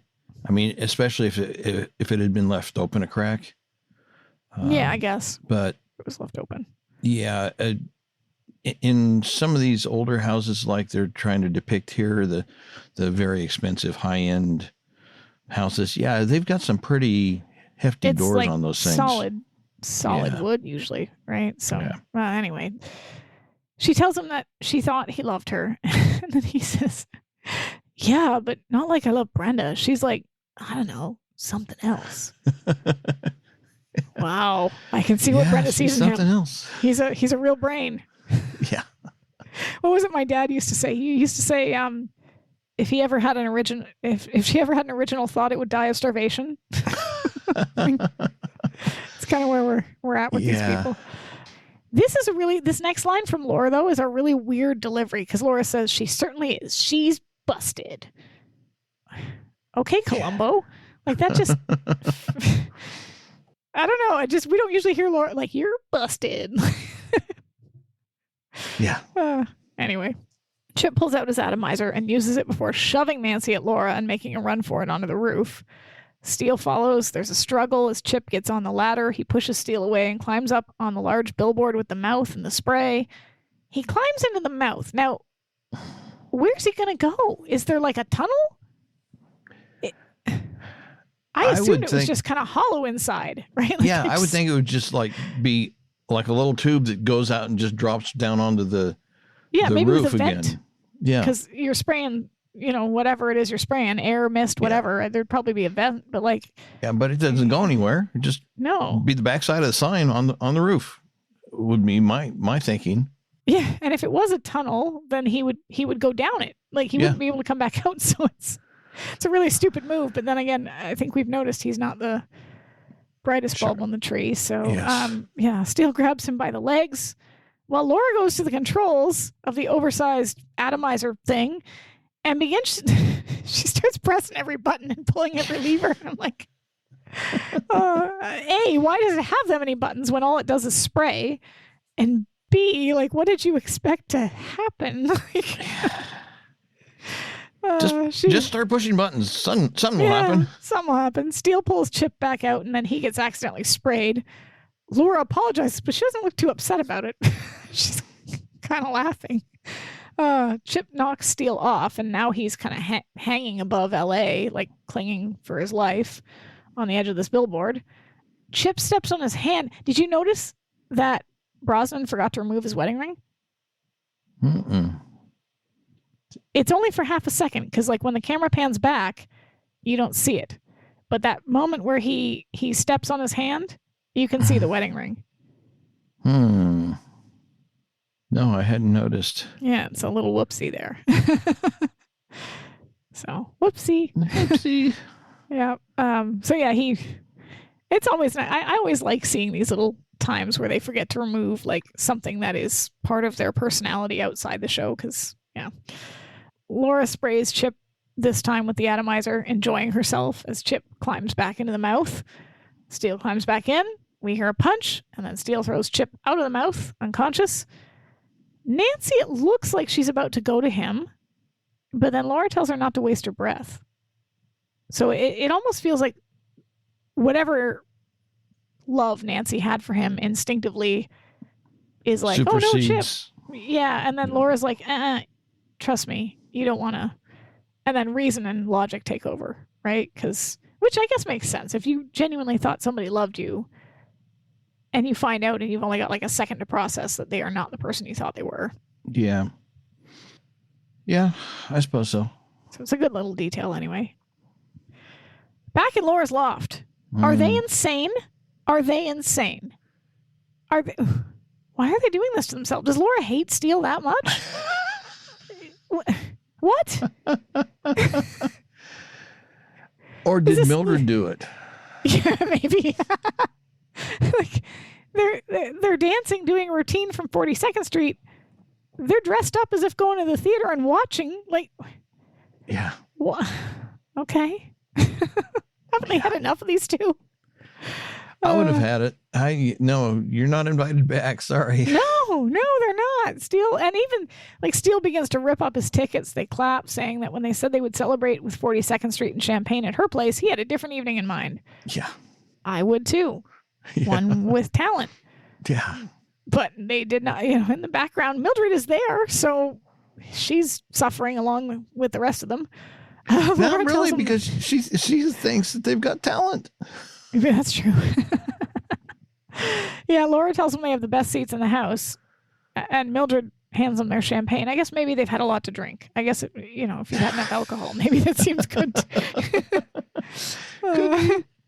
Because she does say she thinks they have real potential, and Steele says she has a keen eye for talent. I don't know if talent's a euphemism for him, but yeah. Yeah. Laura urges him to cheer up, reminding him that birthdays have a way of rolling around year after year. He tells her that his real birthday can't compare to this one, which again, he doesn't know it, but okay. Yeah. And then they do that thing where they try to wind their glasses around and drink, which, why? Why does anybody do this? Do you know? No, I know it's something that's done at wedding receptions between the bride and groom, but I don't know. It just seems kind of awkward. Yeah, and unnecessarily complicated. Yeah, I guess at a wedding it's supposed to be symbolic, but other than that, for practical purposes in a situation like this, no. Yeah, it feels really. Yeah. Anyway, but it is funny how they do it. It doesn't work. They spill, and then of course we get the freeze. It goes into the end of the episode. Yeah. So, thoughts on the episode? It's not going to make my top 5 list for the season. And this coming from the Eric, who notoriously has a difficult time with top 5s. So that should tell you something. Sometimes the bottom 5 is easier to determine than the top 5. Ooh, there's a thought. We could do a bottom 5 too. Oh, me and my big mouth. In all seriousness, yeah, I agree. It's not. I mean, I wouldn't say it's an awful episode. It wouldn't be one that I necessarily would hate so much that I would skip, but it's definitely, you're right. I think we've said before that even a bad episode has good stuff in it, and there is some good stuff in this, but it's certainly not the show's best. No, by any stretch. I think the basic bones of the episode, the basic plot of the murder and the twist of the murderer not being the murderer, that sort of funny. thing. That's all good. It's just the way it came out, the final product. I mean, it's like you can have the best ingredients in the world, but your cake sucks. That's kind then you of throw it in someone's face. But I mean, that's kind of what it was here. Is that they had a good potential idea, but the execution just wasn't up to standard. Yeah, I'm 100% with you on this.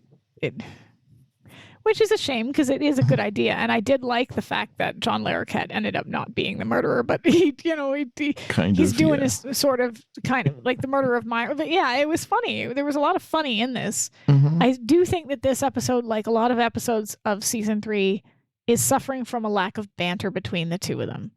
It feels like they've just given up on that at all. We had a little bit of it here where Steele is pushing for them to go see 42nd Street, but. Mm-hmm.